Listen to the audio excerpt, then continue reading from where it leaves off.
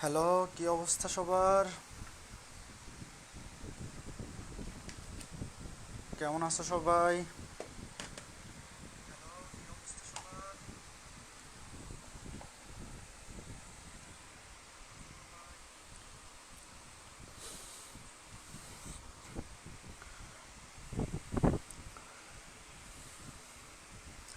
কি অবস্থা? কেমন আছো সবাই? পড়াশোনা কেমন চলতেছে? যারা লাইভে চলে আসছো, তোমরা তোমাদের পরিচিত ফ্রেন্ড যারা এই কোর্সে বা এই গ্রুপে আছে এনরোল করা, তাদেরকে মেনশন দিয়ে দাও যেন তারা দ্রুত নোটিফিকেশন পেয়ে যায়। আমরা ক্লাসটা খুব তাড়াতাড়ি শুরু করে দিব। হ্যাঁ, খুব তাড়াতাড়ি আমরা ক্লাসটা শুরু করে দিব। তো তোমাদের পরিচিত ফ্রেন্ডদেরকে একটু মেনশন দিয়ে দাও, আমরা তাড়াতাড়ি ক্লাস শুরু করে দিব। আর গতকালকে যে বলছিলাম বাড়ির কাজগুলো করতে, 3.5-এর বেসিক আলোচনা শেষ। টাইপ ভিত্তিক ম্যাথগত ক্লাসে তো একটা দেখাইছি। আজকে প্রথমে এই যে এখানে 3টা ম্যাথ লিখে রাখছি না, এই 3টা ম্যাথ প্রথমে দেখাবো। এগুলো হচ্ছে 3.5-এর ম্যাথ, এগুলাও 3.5 অধ্যায়ের ম্যাথ। প্রথমে এই 3টা টাইপের ম্যাথ দেখাবো, তারপরে আজকে ক্লাসে আমরা 3.6 বা 3 এর এফ বলতে পারো, 3.6 বা 3 এর এফ আমরা আজকের ক্লাসে শুরু করব। আর গত ক্লাসে যেই ম্যাথগুলো করাইছিলাম এইরকম টাইপের ম্যাথ বই থেকে করতে বলছিলাম, তো তোমরা কি নিজেরা করতে পারতেছো? আমার 2টা ক্লাস করার পরে 3.5-এর ওই টাইপের ম্যাথগুলা কি করতে পারা যায়? আমাকে একটু কমেন্টে জানাইও তোমরা যারা বাড়ির কাজগুলা বা নিজ দায়িত্বে ম্যাথগুলা করতে নিছিলা। ওয়ালাইকুম আসসালাম জামিল, ভালো আছি। জাহিদ হাসান, তুমি কেমন আছো? মহিবউদ্দিন বলছে ভাই আটকে যাচ্ছে। না ভাই, আটকাচ্ছে না তো। তোমার মেবি নেটওয়ার্কে প্রবলেম হইতে পারে, আমার এখানে তো আটকাচ্ছে না। এই ফ্রেন্ডদেরকে মেনশন দিয়ে দেও, সবাই দ্রুত চলে আসুক, আমরা শুরু করে দেই। ঠিক আছে, হ্যাঁ জাহিদ হাসান বলছে করা যায়। 2টা বেসিক ক্লাস, মানে প্রথম ক্লাসটা তো পুরোটাই বেসিক ছিল, সেকেন্ড ক্লাসের প্রথম হাফটাও তো বেসিক জিনিস। তো এই বেসিক জিনিসগুলো জানা থাকলে তুমি যদি নিজে নিজে বসে বসে সূত্রগুলা জেনে ম্যাথ করা শুরু করো, তুমি ম্যাথ করতে পারবা। তাও আজকে আমি ভাবছিলাম 3.6 শুরু করবো, বাট 3.5-এ এখানে 3টা টাইপের ম্যাথ, এগুলো দেখানো হয় নাই এখনো। তো ভাবলাম যে প্রথমে এই 3টা টাইপের ম্যাথ আগে দেখাইনি, তারপরে 3.6 শুরু করবো। হ্যাঁ, ঠিক আছে, তাহলে আমরা আজকে ক্লাস শুরু করি। তাহলে আমরা আজকের ক্লাস শুরু করতে পারি, তাই না? সরল লেখার মোট কয়টা ক্লাস হবে? আজকে হচ্ছে 9 নম্বর ক্লাস, আরও 3টা ক্লাস লাগবে। সরল লেখা শেষ হইতে আরও 3টা ক্লাস লাগবে, তাহলে ধরো 10, 11, 12, টোটাল 12টা ক্লাস। টোটাল 12টা ক্লাস লাগবে, আরও 3টা ক্লাস লাগবে কমপ্লিট করতে। ওয়ালাইকুম আসসালাম ইসরাত আফরিন, কেমন আছো?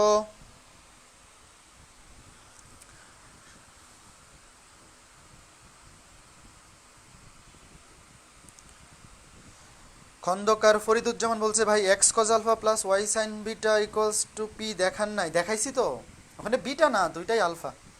X cos alpha plus y sine alpha equals to p দেখাইছি তো ভাইয়া, গত ক্লাসে দেখাইছি। আজকেও এরকম একটা ম্যাথ করবো, যেটা সূত্রটা গত ক্লাসে দেখাইছি। আজকে গত ক্লাসেও একটা ম্যাথ করে দিছি, আজকেও একটা ম্যাথ করবো। হ্যাঁ ওয়ালাইকুম আসসালাম, এই তো অনেক মানুষ চলে আসছে। ওকে ফাইন, চলো আমরা ক্লাস শুরু করি। অনেক মানুষ চলে আসছে, আমরা ক্লাস তাহলে শুরু করে দিই। ওকে, ঠিক আছে, চলো চলো চলো প্রথম ম্যাথটা দিয়ে শুরু করি। সবার উপরে প্রথম ম্যাথটা দিয়ে আজকে ক্লাস শুরু করবো। দেখো সবাই প্রশ্নটা লিখে ফেলো। এগুলো হচ্ছে 3.5-এর ম্যাথ। হ্যাঁ, 3.5 অথবা 3 এর ই বলো, যেটাই বলো না কেন। এস এম আহমেদ স্যারের বই 3.5, কেতাবউদ্দিন অথবা অসীম কুমার শাহ স্যারের বই 3 এর ই। এই 3টা ম্যাথ দেখায় পরে আমরা 3.6 আজকে ক্লাসে শুরু করব। তো দেখো প্রথম ম্যাথটাতে কি বলছে। প্রথম ম্যাথের প্রশ্নটা হচ্ছে x equals to 3, 3, x equals to 5, y equals to 4, y equals to 6। 4টা সরল রেখা দেয়া আছে। 4টা সরল রেখার সমীকরণ, x equals to 3, x equals to 5, দুইটা সরল রেখা, y equals to 4, y equals to 6, দুইটা সরল রেখা। টোটাল 4টা সরল রেখা দিয়ে বলছে এই রেখাগুলো দ্বারা উৎপন্ন আয়তের কর্ণদ্বয়ের সমীকরণ নির্ণয় করো। ঘটনা বুঝছো, ঘটনা বুঝছো, তোমাকে 4টা সরল রেখার সমীকরণ দিয়ে দিছে, দিয়ে বলছে এই 4টা রেখা মিলে একটা আয়তক্ষেত্র তৈরি করে। একটা কি ক্ষেত্র? আয়তক্ষেত্র। সেই আয়তক্ষেত্রের কর্ণদ্বয়ের সমীকরণ নির্ণয় করতে হবে। আচ্ছা ভালো কথা, আগে আমরা এই চিত্রটা আঁকি। দেখো x equals to 3 এবং x equals to 5, এই দুইটা রেখা কেমন রেখা তোমরা কি জানো? এই দুইটা রেখা হচ্ছে ওয়াই অক্ষের সমান্তরাল। এই দুইটা রেখা হচ্ছে ওয়াই অক্ষের সমান্তরাল রেখা। ওয়াই অক্ষের সমান্তরাল রেখা গত ক্লাসে দেখাইছিলাম, গত ক্লাসে না একদম, হ্যাঁ গত ক্লাসে তো দেখাইলাম নাকি প্রথম ক্লাসে দেখাইছিলাম। ওয়াই অক্ষের সমান্তরাল রেখার সমীকরণ হচ্ছে x ইকুয়ালস টু a। তাহলে এখানে 3 এখানে 5, এই দুটো হচ্ছে ওয়াই অক্ষের সমান্তরাল রেখা। আর y equals two 4, y equals two 6, এই দুইটা কেমন রেখা? এই দুইটা হচ্ছে x অক্ষের সমান্তরাল রেখা। এগুলো তোমাদের লেখা লাগবে না, এগুলো তোমরা মনে মনেই বুঝতে পারবা। যারা আগের ক্লাসগুলো দেখছো তোমরা জানো x অক্ষের সমান্তরাল রেখার সমীকরণ y ইকুয়ালস টু সামথিং, আর y অক্ষের সমান্তরাল রেখার সমীকরণ x ইকুয়ালস টু সামথিং। ভালো কথা। এই জিনিসগুলো থেকে আমরা কি করব? চিত্র আঁকাবো। দেখো চিত্র আঁকাবো। এই যে এটা ধরো x অক্ষ y অক্ষ, আহা সোজা করে আঁকি, বাঁকা হয়ে গেছে। দেখো চারটা সরল রেখার সমীকরণ যে দেয়া আছে, এ থেকে আমরা বুঝতে পারতেছি দুইটা সরল রেখা হচ্ছে y অক্ষের সমান্তরাল আর দুইটা সরল রেখা x অক্ষের সমান্তরাল। এবং এখান থেকে এরা একটা আয়তক্ষেত্র তৈরি করবে। কি ক্ষেত্র তৈরি করবে? আয়তক্ষেত্র তৈরি করবে। দেখো এটা ধরলাম x অক্ষ, এইটা ধরলাম y অক্ষ, এটা হচ্ছে মূল বিন্দু 0, 0। এখন প্রথমেই x ইকুয়ালস টু 3 এই রেখাটা আঁকি। x ইকুয়ালস টু 3 এটা হচ্ছে y অক্ষের সমান্তরাল একটা রেখা। y অক্ষের সমান্তরাল একটা রেখা, এই যে দেখো y অক্ষের সমান্তরাল একটা রেখা x ইকুয়ালস টু 3, যেইটা কিনা x অক্ষকে কোন বিন্দুতে ছেদ করবে? 3,0। 3,0 আমরা জানি ওই যে x ইকুয়ালস টু a, মনে আছে? একটা সরল রেখা y অক্ষের সমান্তরাল x ইকুয়ালস টু a হইলে সেটা x অক্ষ থেকে a পরিমাণ অংশ ছেদ করে, বা x অক্ষকে a,0 বিন্দুতে ছেদ করে। তাহলে এখানে তো x এর ভ্যালু 3,0 এবং x অক্ষে কোটির মান 0 আমরা জানি। তাহলে এই রেখাটা x অক্ষকে ছেদ করবে 3,0 বিন্দুতে। একইভাবে x equals to 5, x equals to 5 এটাও y অক্ষের সমান্তরাল রেখা, এটাও y অক্ষের সমান্তরাল রেখা এবং এইটা x অক্ষকে ছেদ করবে 5,0 বিন্দুতে। এগুলা কিন্তু আমরা জানি, গত দুই ক্লাসে এগুলা নিয়ে বিস্তর আলোচনা হয়েছে। এরপরে x অক্ষের সমান্তরাল দুইটা রেখা, একটা হচ্ছে y ইকুয়ালস টু 4, একটা হচ্ছে y ইকুয়ালস টু 4। ধরো এই যে এই রেখাটা y ইকুয়ালস টু 4, এই রেখাটা x অক্ষের সমান্তরাল এবং y অক্ষকে কোন বিন্দুতে ছেদ করবে? y অক্ষকে ছেদ করবে 0,4 বিন্দুতে। 0,4 কেন? কারণ এখানে কোটির মান হচ্ছে 4, কিন্তু y অক্ষের উপর ভূত শূন্য। এটা তো y অক্ষ, এটা x অক্ষ, এটা y অক্ষ। আমরা জানি y অক্ষের উপর কোনো বিন্দুর ভুজের মান শূন্য। তাহলে এই বিন্দুটা বা এই রেখাটা y ইকুয়ালস টু 4 রেখাটা, যেটা x অক্ষের সমান্তরাল, সে y অক্ষকে ছেদ করবে 0,4 বিন্দুতে। তারপরে y ইকুয়ালস টু 6, এই রেখাটা y ইকুয়ালস টু 6, ধরো এই যে y ইকুয়ালস টু 6, এই রেখাটা y অক্ষকে ছেদ করবে কোন বিন্দুতে? 0,6 বিন্দুতে। 0,6 বিন্দুতে কেন? কারণ এটা y ইকুয়ালস টু 6, y এর মান হচ্ছে ভুজের কোটির মান হচ্ছে 6, আর ভুজ x অক্ষের উপর ভুজ শূন্য। মনে রাখবা x অক্ষে কোটি শূন্য, y অক্ষে ভুজ শূন্য, এটা সবাই জানার কথা। এখন বলে তো এই যে চারটা রেখা, এই যে 1, 2, 3, 4, এই চারটা রেখা দ্বারা একটা আয়তক্ষেত্র তৈরি হবে। প্রশ্নে বলাই আছে এই চারটা রেখা একটা আয়তক্ষেত্র তৈরি করবে। তাহলে এখানে আয়তক্ষেত্র কোনটা? এই চারটা রেখা দ্বারা তৈরি আয়তক্ষেত্র হচ্ছে এইটা, এই যে এইটা হচ্ছে সেই আয়তক্ষেত্র।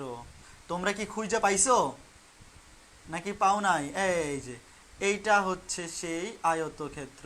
তাহলে এই যে আয়তক্ষেত্রের চারটা বিন্দু, 1, 2, 3, 4, ধরলাম এইটা a, এইটা a, এইটা b, এইটা c, এইটা d। এই যে দেখো a b c d আয়তক্ষেত্র। এখন তোমাকে বলা হয়েছে এই আয়তক্ষেত্রের কর্ণ দুইটার সমীকরণ নির্ণয় করতে হবে। নিচে একটু মুছা দিই, কর্ণগুলার সমীকরণ নির্ণয় করতে হবে। তাহলে এখানে কর্ণ কারা? এই যে আয়তক্ষেত্রটা, এই আয়তক্ষেত্রে একটা কর্ণ হচ্ছে এসি কর্ণ, আর একটা কর্ণ হচ্ছে এসি একটা কর্ণ, বিডি একটা কর্ণ। দেখো এই আয়তক্ষেত্রের একটা কর্ণ হচ্ছে এসি কর্ণ, এই যে এসি কর্ণ, আর একটা কর্ণ হচ্ছে বিডি কর্ণ। তো আমি যদি এসি কর্ণ এবং বিডি কর্ণের সমীকরণ বের করতে চাই, তাহলে আমার তো এ বি সি ডি এই বিন্দুগুলার স্থানাঙ্ক জানা লাগবে, তাই না? এই বিন্দুগুলার স্থানাঙ্ক যদি আমি পেয়ে যাই, চারটা বিন্দুর স্থানাঙ্ক, তাইলে তো আমাদের সরল এই সমীকরণগুলা বের করা পানি ভাত, কারণ দুই বিন্দুগামী সরলরেখার সমীকরণ আমরা জানি। ঠিক আছে, এখন দেখো প্রথমে এ এর স্থানাঙ্ক কি হবে বলো তো? এ বিন্দুর স্থানাঙ্ক কি হবে? এ বিন্দুর স্থানাঙ্ক কি হবে? দেখো এ বিন্দুর এই যে মূল বিন্দু, এটা হচ্ছে মূল বিন্দু, এটা হচ্ছে ভুজ হচ্ছে 3, x এর মান 3 আর কোটির মান কত 6। এই যে দেখো, এই সবাই তো স্থানাঙ্ক ব্যবস্থা পড়ে আসছো, এই যে গ্রাফ পেপারে স্থানাঙ্ক ব্যবস্থা দেখে আসছো না। ধরো এটা একটা গ্রাফ পেপার, আমার চিত্র থেকে ডিরেক্ট চলে আসবে, তোমার ইকুয়েশনও দেখা লাগবে না। এই যে এইটা যদি হয় মূল বিন্দু, তাহলে এই বিন্দুটা স্থানাঙ্ক কত হবে? এখান থেকে এতটুকু হচ্ছে 3, মানে ভুজ হচ্ছে 3 আর কোটি কত? এখান থেকে এতটুকু কত? এই যে 6, এই যে 6, 3,6। এই যে দেখো এই বিন্দুটার ভুজ হবে 3, কোটি হবে এতটুকু, এই যে এতটুকু হচ্ছে 6, এই যে দেখো 6। আর বি বিন্দুর স্থানাঙ্ক কি হবে? বি বিন্দুর ভুজ হচ্ছে 3, কোটি হচ্ছে এতটুকু, কোটি হচ্ছে 4, এই যে এটা হচ্ছে 4, কোটি হচ্ছে 4। সি বিন্দুর স্থানাঙ্ক, সি বিন্দুর ভুজ হচ্ছে 5, এই যে দেখো এই যে এতটুকু মূল বিন্দু থেকে ভুজ হচ্ছে 5, কোটি হচ্ছে এতটুকু, কোটি হচ্ছে 4, কোটি হচ্ছে 4। ডি বিন্দুর ভুজ হচ্ছে 5, কোটি হচ্ছে 6। এই যে দেখো চিত্র দেখে আমরা লিখে ফেলছি, অথবা তুমি সরল রেখা দেখেও লিখতে পারো। যেমন এই যে এ বিন্দুটা কোন দুইটা রেখার ছেদবিন্দু? এইটা আর এইটা। দেখো তুমি যদি এইভাবে খুঁজতে তোমার ভালো না লাগে, তুমি দেখবা এ বিন্দু হচ্ছে কোন দুইটা রেখার ছেদবিন্দু? এই যে এই রেখা আর এই রেখা, এই দুইটা দেখো, এক্স এর ভ্যালু 3, ওয়াই এর ভ্যালু 6, এই যে 3,6। বি বিন্দু কোন দুইটা রেখার ছেদবিন্দু? এইটা আর এইটা, এই যে এই দুইটা, 3,4, দেখো 3, 4। যেমন সি বিন্দু কোন দুইটা রেখার ছেদবিন্দু? এইটা আর এইটা, তাহলে এক্স এর ভ্যালু 5, ওয়াই এর ভ্যালু 4। একইভাবে ডি বিন্দু তুমি চিত্র থেকে ডিরেক্টও লিখে ফেলতে পারো, অথবা এই রেখা কোন দুইটা রেখার ছেদবিন্দু এ, কোনটার বি সি ডি, এইভাবেও লিখতে পারো। তাহলে এখন এসি রেখার সমীকরণ কি হবে? দেখো আমি এ বিন্দুর স্থানাঙ্ক পাইছি, সি বিন্দুর স্থানাঙ্ক পাইছি, তাহলে এসি রেখার সমীকরণ কি হবে? দুই বিন্দুগামী সরলরেখার সমীকরণ। এসি রেখার সমীকরণ হবে x minus x1, x minus x1, x minus 3, x1 minus x2, 3 minus 5, y minus y1, y minus 6, y1 minus y2। এই যে এইটা এখান থেকে ক্যালকুলেশন করবা। আর বিডি গণের সমীকরণ হবে x minus x1 divided by x1 minus x2, গত ক্লাসে এই সূত্র দেখাইছি, y minus y1, y minus 4, y1 minus y2, 4 minus 6। দেখো বুঝতেছো কিনা? এখান থেকে যদি ক্যালকুলেশন করি, এটা হয়ে যাবে -2, এটা হয়ে যাবে 2, -2 2 কাটা, এটা হয়ে যাবে মাইনাস, তাহলে x প্লাস ওয়াই, এটা হয়ে যাবে x প্লাস ওয়াই মাইনাস 3, এটা sorry x plus y minus 3 না তো, এটা হয়ে যাবে, জাস্ট এ মিনিট, এসি করণের সমীকরণ বের করতেছি আমি। ওয়েট বিন্দু কই? হ্যাঁ, এসি কর্ণ এবং বিডি কর্ণ, এখান থেকে যদি সমীকরণ বের করি, এটা -2, এর নিচে কি দেখা যায়? হ্যাঁ নিচে দেখা যায়। দেখো এখানে হবে -2, এখানে হবে 2, গুণ করে দিলে x প্লাস ওয়াই, এটা হবে -3 হয়ে যাবে, x প্লাস ওয়াই -3 -9, হ্যাঁ এটা হবে -9 ইকুয়ালস টু 0। দেখো x plus y -9 equals to 0, আর এটা হবে -2, এখানেও -2, তাইলে x মাইনাস ওয়াই, এটা +4, এখানে আসে +1।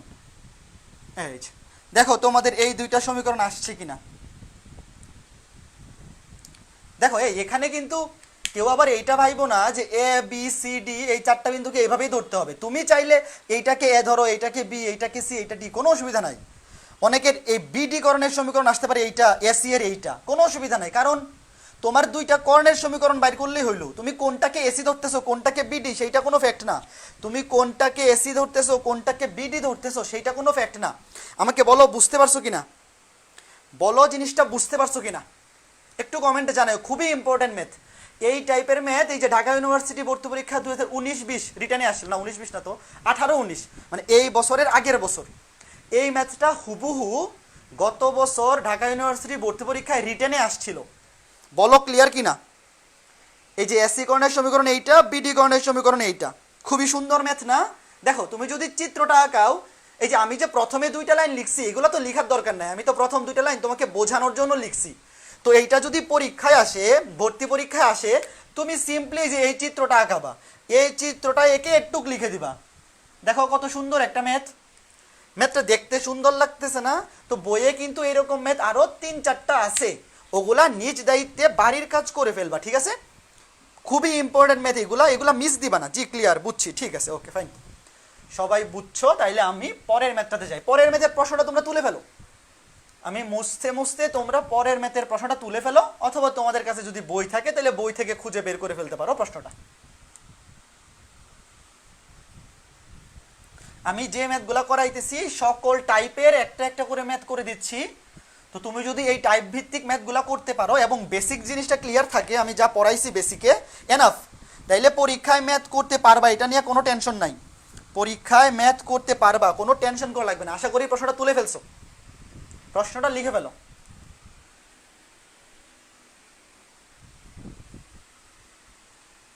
দেখো প্রশ্নে কি বলছে, আমি একটু পড়ি।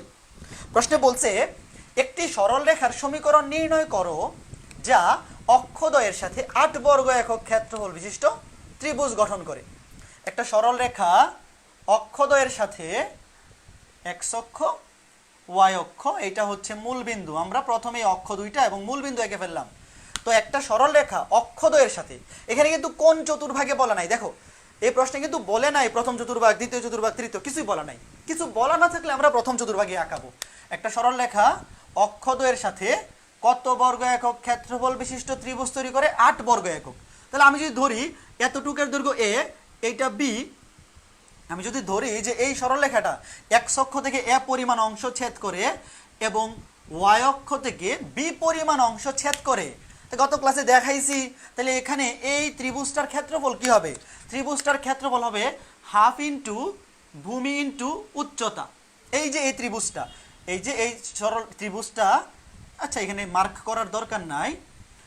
একটা সরল রেখা আমরা ধরলাম, এই যে এ বি সরল রেখাটা এক্স অক্ষ থেকে এ পরিমাণ, ওয়াই অক্ষ থেকে বি পরিমাণ অংশ ছেদ করে। তাহলে এই অক্ষদ্বয়ের সাথে উৎপন্ন ত্রিভুজের ক্ষেত্রফল, এই যে ও এ বি, এটা ধরি মূল বিন্দু ও এ বি, এই ত্রিভুজটার ক্ষেত্রফল হবে হাফ ইন্টু ভূমি ইন্টু উচ্চতা, যেটা প্রশ্নে বলা আছে 8 বর্গ একক, তাই না? তাহলে এখান থেকে আমি লিখতে পারি এ বি সমান 8 দুগুণে 16, এ বি সমান 8 দুগুণে 16, এটা এখানে থাকুক, 8 দুগুণে 16, এটা পাইলাম। এবার কি বলছে, আরো একটা জিনিস বলা আছে, দেখো বলছে মূল বিন্দু হতে উক্ত রেখার উপর অঙ্কিত লম্ব, দেখো মূল বিন্দু থেকে এই রেখার উপর অঙ্কিত লম্ব যেটা হচ্ছে 90 ডিগ্রি, লম্ব 90 ডিগ্রি ধরলাম। লম্বের দৈর্ঘ্য হচ্ছে পি, আমরা তো লম্বের দৈর্ঘ্যকে পি ধরি, গত ক্লাসে এই সূত্রটা দেখাইছিলাম, ওই যে x cos alpha plus y sine alpha equals to P.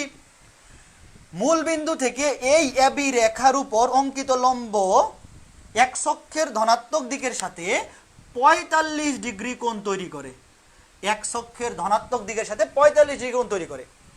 তোমাকে বলছে এই সরল রেখাটা সমীকরণ নির্ণয় করতে হবে। এই যে এই সরল রেখার সমীকরণ নির্ণয় করতে হবে, এ বি সরল রেখা, এ বি সরল রেখার সমীকরণ নির্ণয় করতে হবে। প্রশ্নে কি বলা আছে? অক্ষদ্বয়ের সাথে তার উৎপন্ন ত্রিভুজের ক্ষেত্রফল হচ্ছে 8 বর্গ একক। তো এখান থেকে পাইলাম এ বি সমান 8 দুগুণে 16, আর বলা আছে মূল বিন্দু থেকে এই রেখার লম্ব দূরত্ব এক্স অক্ষের সাথে 45 ডিগ্রি কোণ তৈরি করে। তাহলে আমরা এখান থেকে সমীকরণ কি জানি? সমীকরণ জানি x cos alpha plus y sine alpha equals to p. গত ক্লাসে দেখাইছি যে একটা সরল রেখার যদি মূল বিন্দু থেকে লম্ব দূরত্ব দেওয়া থাকে এবং সেই লম্ব দূরত্ব যদি এক্স অক্ষের ধনাত্মক দিকের সাথে আলফা কোণ তৈরি করে, তার সমীকরণ হচ্ছে x cos alpha plus y sine alpha equals to p. এখন এখানে যদি মান বসাই দেই, এখানে তো আলফার ভ্যালু দেওয়াই আছে, আলফার ভ্যালু দেওয়া আছে 45 degree, y sine 45 degree equals to p. আমরা জানি কস 45 ডিগ্রি এবং সাইন 45 ডিগ্রি, দুইটার মানে হচ্ছে 1/√2, দুইটার মানে 1/√2। এই তোমরা জানো তো, না থাকলে ক্যালকুলেটরে বসাই দেখতে পারো, বাট এটার ভ্যালু আসবে 1/√2। Cos 45 degree value 1/√2, sine 45 degree value 1/√2। এখন আমি এখানে পি দ্বারা উভয় পক্ষকে ভাগ করে দিব, উভয় পক্ষকে পি দ্বারা ভাগ করে দিব। তুমি বলতে পারো পি দ্বারা কেন ভাগ করতেছেন? কারণ হচ্ছে ডান পাশে 1 বানাইতে হবে। এই দেখো আমি এই সমীকরণটাকে উভয় পক্ষকে পি দ্বারা ভাগ করে দিছি, পি দ্বারা ভাগ করে দিলে এইখানে এইটা হয়ে যাবে 1, এখানে চলে আসবে √2p √2p। তুমি ভাবতে পারো যে এই কাজ কেন করলেন, কেন পি দ্বারা ভাগ করলেন? কারণ হচ্ছে এই যে দেখো এই সরল রেখাটা তো আরো একটা ফরম্যাটের সমীকরণ আছে। কোন ফরম্যাট? ওই যে এক্স অক্ষ থেকে যদি এ পরিমাণ এবং ওয়াই অক্ষ থেকে যদি বি পরিমাণ অংশ ছেদ করে, সেই রেখার সমীকরণ হচ্ছে x by a plus y by b equals to 1। মনে আছে? এটাও তো এই সরল রেখার সমীকরণের আরেকটা ফরম্যাট। যখন একটা সরল রেখা অক্ষদ্বয়ের খণ্ডিতাংশ দেওয়া থাকে, এখানে দেওয়া নাই, এই জন্য আমরা এটা দিয়ে করতে পারতেছি না। তবে এই যে x by a plus y by b equals to 1, এটাও তো এই অক্ষদ্বয়কে ছেদ করে এরকম একটা সরল রেখার সমীকরণ। তো তো এইটা আর এইটা, এই দুইটা যদি আমি তুলনা করি, তুলনা করে কি লিখতে পারি বলো তো? আমি তুলনা করি, নিচে দেখা যায়, হ্যাঁ দেখা যায়, তুলনা করে লিখতে পারি না? এ এর ভ্যালু হচ্ছে, দেখো এই দুইটা তুলনা করে আমি উপরে লিখতেছি, এই সমীকরণটাকে যদি এই সমীকরণটার সাথে তুলনা করি, তাহলে আমি এই যে লিখতে পারি না যে এ ইকুয়ালস টু, এইখানে লিখি দেখো এ ইকুয়ালস টু, এ এর জায়গায় কত আছে √2p, এ এর জায়গায় আছে √2p, আর বি এর জায়গায়ও আছে √2p, বি এর জায়গায়ও আছে √2p। তাহলে আমরা এই যে এ এবং বি এটার ভ্যালু পেয়ে গেলাম। দেখো এ এবং বি এর ভ্যালু পেয়ে গেলাম। এই যে এই সমীকরণটা আমরা জানি, যারা জানো তারা এইখান থেকে আর এখান থেকে তুলনা করতে হবে। তো এটা তুলনা করার জন্য ডান পাশে আগে 1 বানাইতে হবে, যে 1 1, এই জন্য আমরা পি দ্বারা ভাগ করে দিয়েছিলাম। এ সমান লিখতে পারি √2p, বি সমান লিখতে পারি √2p। এখন এইটা দিয়ে করব কি, এই যে এ এর ভ্যালু আর বি এর ভ্যালু বাইর করছি, এটা দিয়ে করব কি, এই যে এইখানে বসায় দিব, এই যে এ বি সমান 16, আমরা কি পাইছিলাম, এ বি সমান 16 পাইছিলাম, এ বি সমান 16। তাহলে এইখানে দেখো এ এর জায়গায় বসায় দিব √2p, বি এর জায়গায় বসায় দিব √2p সমান 16। তাইলে পি স্কোয়ার সমান 8, পি স্কোয়ার সমান 8, পি সমান 2√2, পি সমান 2√2।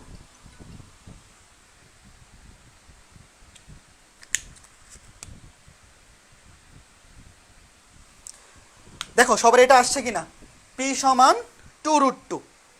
এই বুঝতে পারছো, এই √2 আর √2 গুণ করে দিলে 2, 2 দিয়া 16কে ভাগ করলে 8, পি স্কোয়ার, এখানে পি এখানে পি, পি স্কোয়ার, বর্গমূল করে দিলে 2√2, পি কে বর্গমূল করে দিলে হবে 2√2। তবে এখানে কিন্তু নেগেটিভ নেওয়া যাবে না, এই কেউ আবার ভাইবো না যে বর্গমূল করে দিলে প্লাস মাইনাস কেন নিলেন না, কারণ পি হচ্ছে দূরত্ব, পি হচ্ছে মূল বিন্দু থেকে এ বি সরল রেখার লম্ব দূরত্ব, দূরত্ব কখনো নেগেটিভ হইতে পারে না, দূরত্ব কখনো নেগেটিভ হইতে পারে না, এই জন্য এখানে প্লাস মাইনাস নেওয়া যাবে না, শুধু পজিটিভ নিতে হবে। এখন কাজ কি, এই যে পি এর মান পেয়ে গেছি, এখন পি এর মানটা জাস্ট এইখানে বসায় দিব, তাইলেই কাজ শেষ।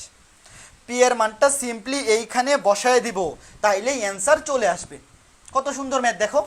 এখন পি এর মানটা সিম্পলি এখানে বসায় দাও, এই যে পি ছিল এখানে, এখানে পি এর জায়গায় বসায় দেব 2√2, এখানে পি এর জায়গায় বসায় দেব 2√2। তাইলে এটা গুণ করলে কত হবে, 2 2 4, এই দুইটাই তো 4 হয়ে যাবে, 2 2 4, √2 মিলে 2 আর 2 2 4, এখানে হবে √2 মিলে 2, আগে ছিল আরেকটা 2 2 4। তাহলে এখান থেকে লিখতে পারি, লসাগু করে দিলে x + y = 4 বা x + y - 4 = 0। বলো তো বুঝছো কিনা? খুবই ইম্পর্টেন্ট ম্যাথ, এই ম্যাথটা খুবই ইম্পর্টেন্ট হওয়ার কারণ হচ্ছে একটা সরল রেখা যখন অক্ষদ্বয়কে ছেদ করে তখন তার দুইটা ফরম্যাটের সমীকরণ হইতে পারে, একটা হচ্ছে x/a + y/b = 1, আর একটা হচ্ছে x cos α + y sin α = b। এবং এই ম্যাথটাতে দুইটা সমীকরণের দুইটা সমীকরণ কম্বাইন করে এটা অ্যান্সার করতে হয়। এই ম্যাথটা অ্যান্সার করতে হলে তোমাকে এই সমীকরণটাও জানতে হবে এবং x/a + y/b = 1 ওই সমীকরণটাও জানতে হবে। কাজে এই ম্যাথটা খুবই ইম্পর্টেন্ট, এটা 5 স্টার দিয়ে রাখো। এই ম্যাথটা পরীক্ষায়, মানে এই ম্যাথটা যদি তুমি করতে পারো, তাহলে এই টাইপের সমীকরণ বা এই টাইপের প্রশ্ন আসলে পরীক্ষায় যে কোনোটাই তুমি করতে পারবা, যে কোনোটাই করতে পারবা। তো ম্যাথ করা শেষ হলেই আমাকে কমেন্ট করে জানাবা যে তোমরা বুঝতেছো কিনা, কারণ এই ম্যাথগুলা খুবই ইম্পর্টেন্ট। মানে এখানে একটা ম্যাথ যদি না বুঝো, এই ম্যাথটা বুঝতে না পারলে এইরকম 8টা থেকে 10টা ম্যাথ বই আছে, মিনিমাম 8টা থেকে 10টা ম্যাথ আছে। তো এই 3টা ম্যাথ আমি শিওর হতে চাইতেছি, তোমরা আমাকে কমেন্ট করে একটু শিওর করবা যে এই ম্যাথগুলো বুঝছো কিনা। গত ক্লাসে 3.5 এর যে 6টা ম্যাথ করাইছি, 5টা বা 6টা, আজকে 3টা, এই টোটাল 8টা বা 9টা ম্যাথ তুমি যদি বোঝো, আমি গ্যারান্টি দিয়ে বলতে পারি বইয়ের 95% ম্যাথ তুমি নিজেই করতে পারবা, কোনো সমস্যা হবে না, x + y - 4 = 0 অ্যান্সার। ওকে, তোমরা কেউ যদি এইখানেও অ্যান্সার লিখে দাও x/4 + y/4 = 1, তুমিও ফুল মার্কস পাবা। এইটাকে এইভাবে নিতে হবে এরকম না, বাট সাধারণ সমীকরণ বা প্রমিত সমীকরণে নিয়ে যাওয়া ভালো। লসাগু করে দিছি, x + y = হবে 4, 4টাকে বাম পাশে নিয়ে আসছি, x + y - 4 = 0। ক্লিয়ার? বুঝছি, ভেরি গুড, ঠিক আছে, সবাই বুঝতে পারছে। তাহলে আমরা চলো পরের ম্যাথটাতে যাই। তো পরের ম্যাথের প্রশ্নটা লিখে ফেলো, তোমরা বুঝে বইসা থাকবা না, হ্যাঁ বইসা থাকবা না, পরের প্রশ্নটা লিখে ফেলো। এই ম্যাথটাই আমাদের 3.5 এর লাস্ট ম্যাথ, তারপরে আমরা 3.6 চলে যাব। আজকেই 3.6 শুরু করব, সূত্রগুলো আলোচনা করব এবং একটা বা দুইটা ম্যাথ করব আজকের ক্লাসে। এই ম্যাথটা খুবই ইম্পর্টেন্ট, আবার বলে দিলাম, এই যে ম্যাথটা করাইলাম মাত্র। আর এখন যে ম্যাথটা করবো এটা থিওরিটিক্যাল ম্যাথ, সৃজনশীলের থিওরিটিক্যাল ম্যাথের আসার চান্স একটু কম, তবে আগে পরীক্ষায় প্রচুর আসতো, আগে এই ম্যাথগুলো পরীক্ষায় প্রচুর আসতো, এখনও আসতে পারে। কি বলা হয়েছে প্রশ্নে একটু ভালো করে দেখো। তিনটা সমীকরণ দেয়া আছে, y ইকুয়ালস টু mx, এটা কেমন রেখা? মূলবিন্দুগামী রেখা। মূলবিন্দুগামী রেখার সমীকরণ y equals two mx, y equals to m1x, এটাও মূলবিন্দুগামী, এটা হচ্ছে মূলবিন্দুগামী সরল রেখা। y ইকুয়ালস টু m1x, এটাও মূলবিন্দুগামী, এখানে m1 m2 m3 যাই থাকুক, y ইকুয়ালস টু mx এই ফরম্যাট থাকলেই সেটা মূলবিন্দুগামী, এইটাও মূলবিন্দুগামী সরল রেখা। y ইকুয়ালস টু b, এই মাত্র দেখে আসলাম একটু আগে, y ইকুয়ালস টু b প্রথম ম্যাথটাতে কেমন রেখা? x অক্ষের সমান্তরাল, x অক্ষের সমান্তরাল, x অক্ষের সমান্তরাল লেখা y ইকুয়ালস টু b বা y equals to something x অক্ষের সমান্তরাল, y অক্ষের সমান্তরাল হচ্ছে x ইকুয়ালস টু a বা x ইকুয়ালস টু সামথিং। এখানে a b বিষয় না, তুমি অনেক বই দেখবে এগুলোকে কে ধরছে, a b বিষয় না, সামথিং ধরাটাই বিষয়, একটা কিছু ধরে নিতে হয়, ঠিক আছে। এখন দেখো এই যে তিনটা রেখা, এই তিনটা রেখা একটা ত্রিভুজ গঠন করে, একটা কি গঠন করে? ত্রিভুজ। দেখাই তো, ও আচ্ছা এখানে দেখাও যে আছে, আমি তো লিখেই নাই, দেখাও যে এই তিনটি রেখা যে ত্রিভুজ গঠন করে সেই ত্রিভুজের ক্ষেত্রফল b²/2 1/m - 1/m1, এটা দেখাইতে হবে এই তিনটা রেখা দ্বারা গঠিত ত্রিভুজের ক্ষেত্রফল এত বর্গ একক, ঠিক আছে। তো এখন আমার প্রথম কাজ হচ্ছে এই তিনটা রেখার চিত্র আঁকাইতে হবে, প্রথম কাজ হচ্ছে এই তিনটা রেখার চিত্র আঁকাইতে হবে, এটা x অক্ষ, এটা y অক্ষ, এইটা মূল বিন্দু।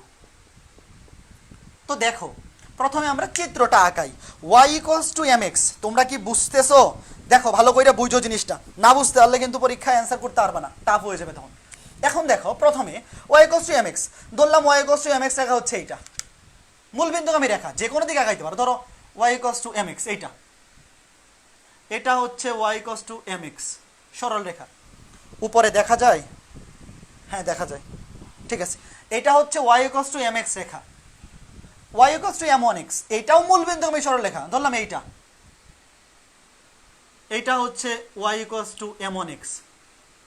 শোনো তুমি এইটাকে y ইকুয়ালস টু mx, এইটাকে y ইকুয়ালস টু m1x, যেটা খুশি ধরো, কোনো অসুবিধা নাই, জাস্ট দুইটা রেখাই মূলবিন্দুগামী হইতে হবে। তুমি এইটাকে mx ধরো, এটাকে m1x, এইদিকে যেদিকে আঁকাও খুশি, কোনো সমস্যা নেই, কিন্তু একটা জিনিস মনে রাখতে হবে, এই দুইটা রেখা অবশ্যই মূলবিন্দুগামী হইতে হবে। উপরে হ্যাঁ দেখা যাচ্ছে, ঠিক আছে, মূলবিন্দুগামী হইতে হবে।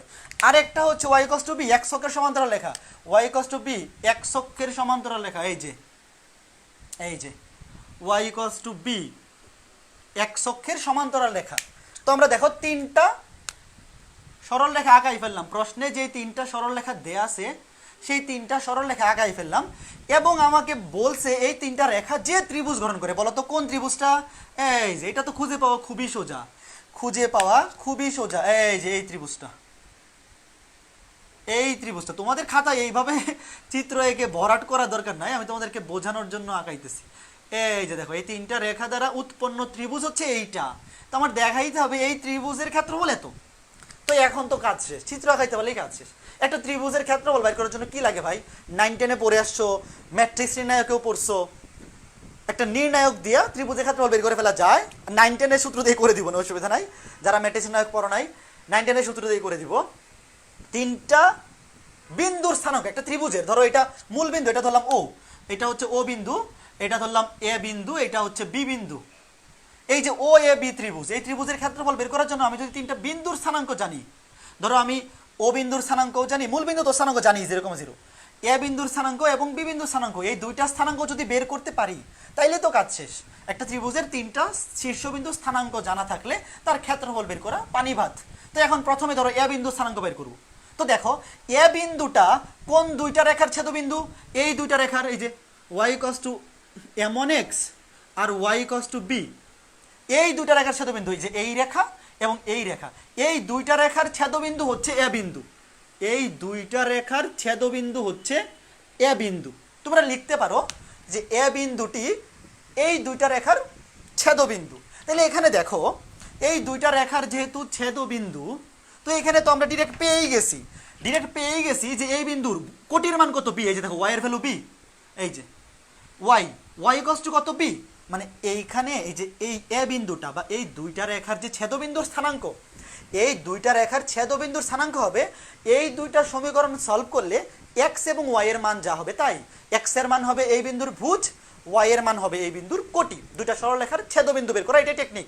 জাস্ট ওই দুইটা সমীকরণ সলভ করে এক্স এবং ওয়াই এর মান বের করা। তো ওয়াই এর মান তো হুবহু দেওয়াই আছে বি, আর এক্স এর মান কেন বের করবো? দেখো এখান থেকে কি লেখা যায়, y equals to m one x, তাহলে এক্স ইকুয়ালস টু কি লেখা যায়, x equals to y by M one.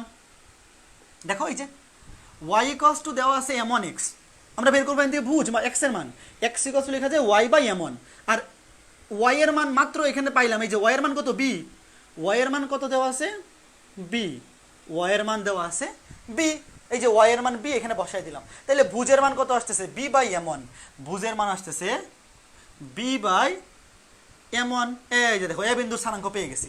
তাহলে এ বিন্দুর স্থানাঙ্ক কত পাইলাম, এ বিন্দুর ভুজ হচ্ছে B by M one, R A বিন্দুর কোটি হচ্ছে সিম্পলি বি। এই যে দেখো, তাহলে এ বিন্দুর স্থানাঙ্ক b by M one comma b, b by M one comma B.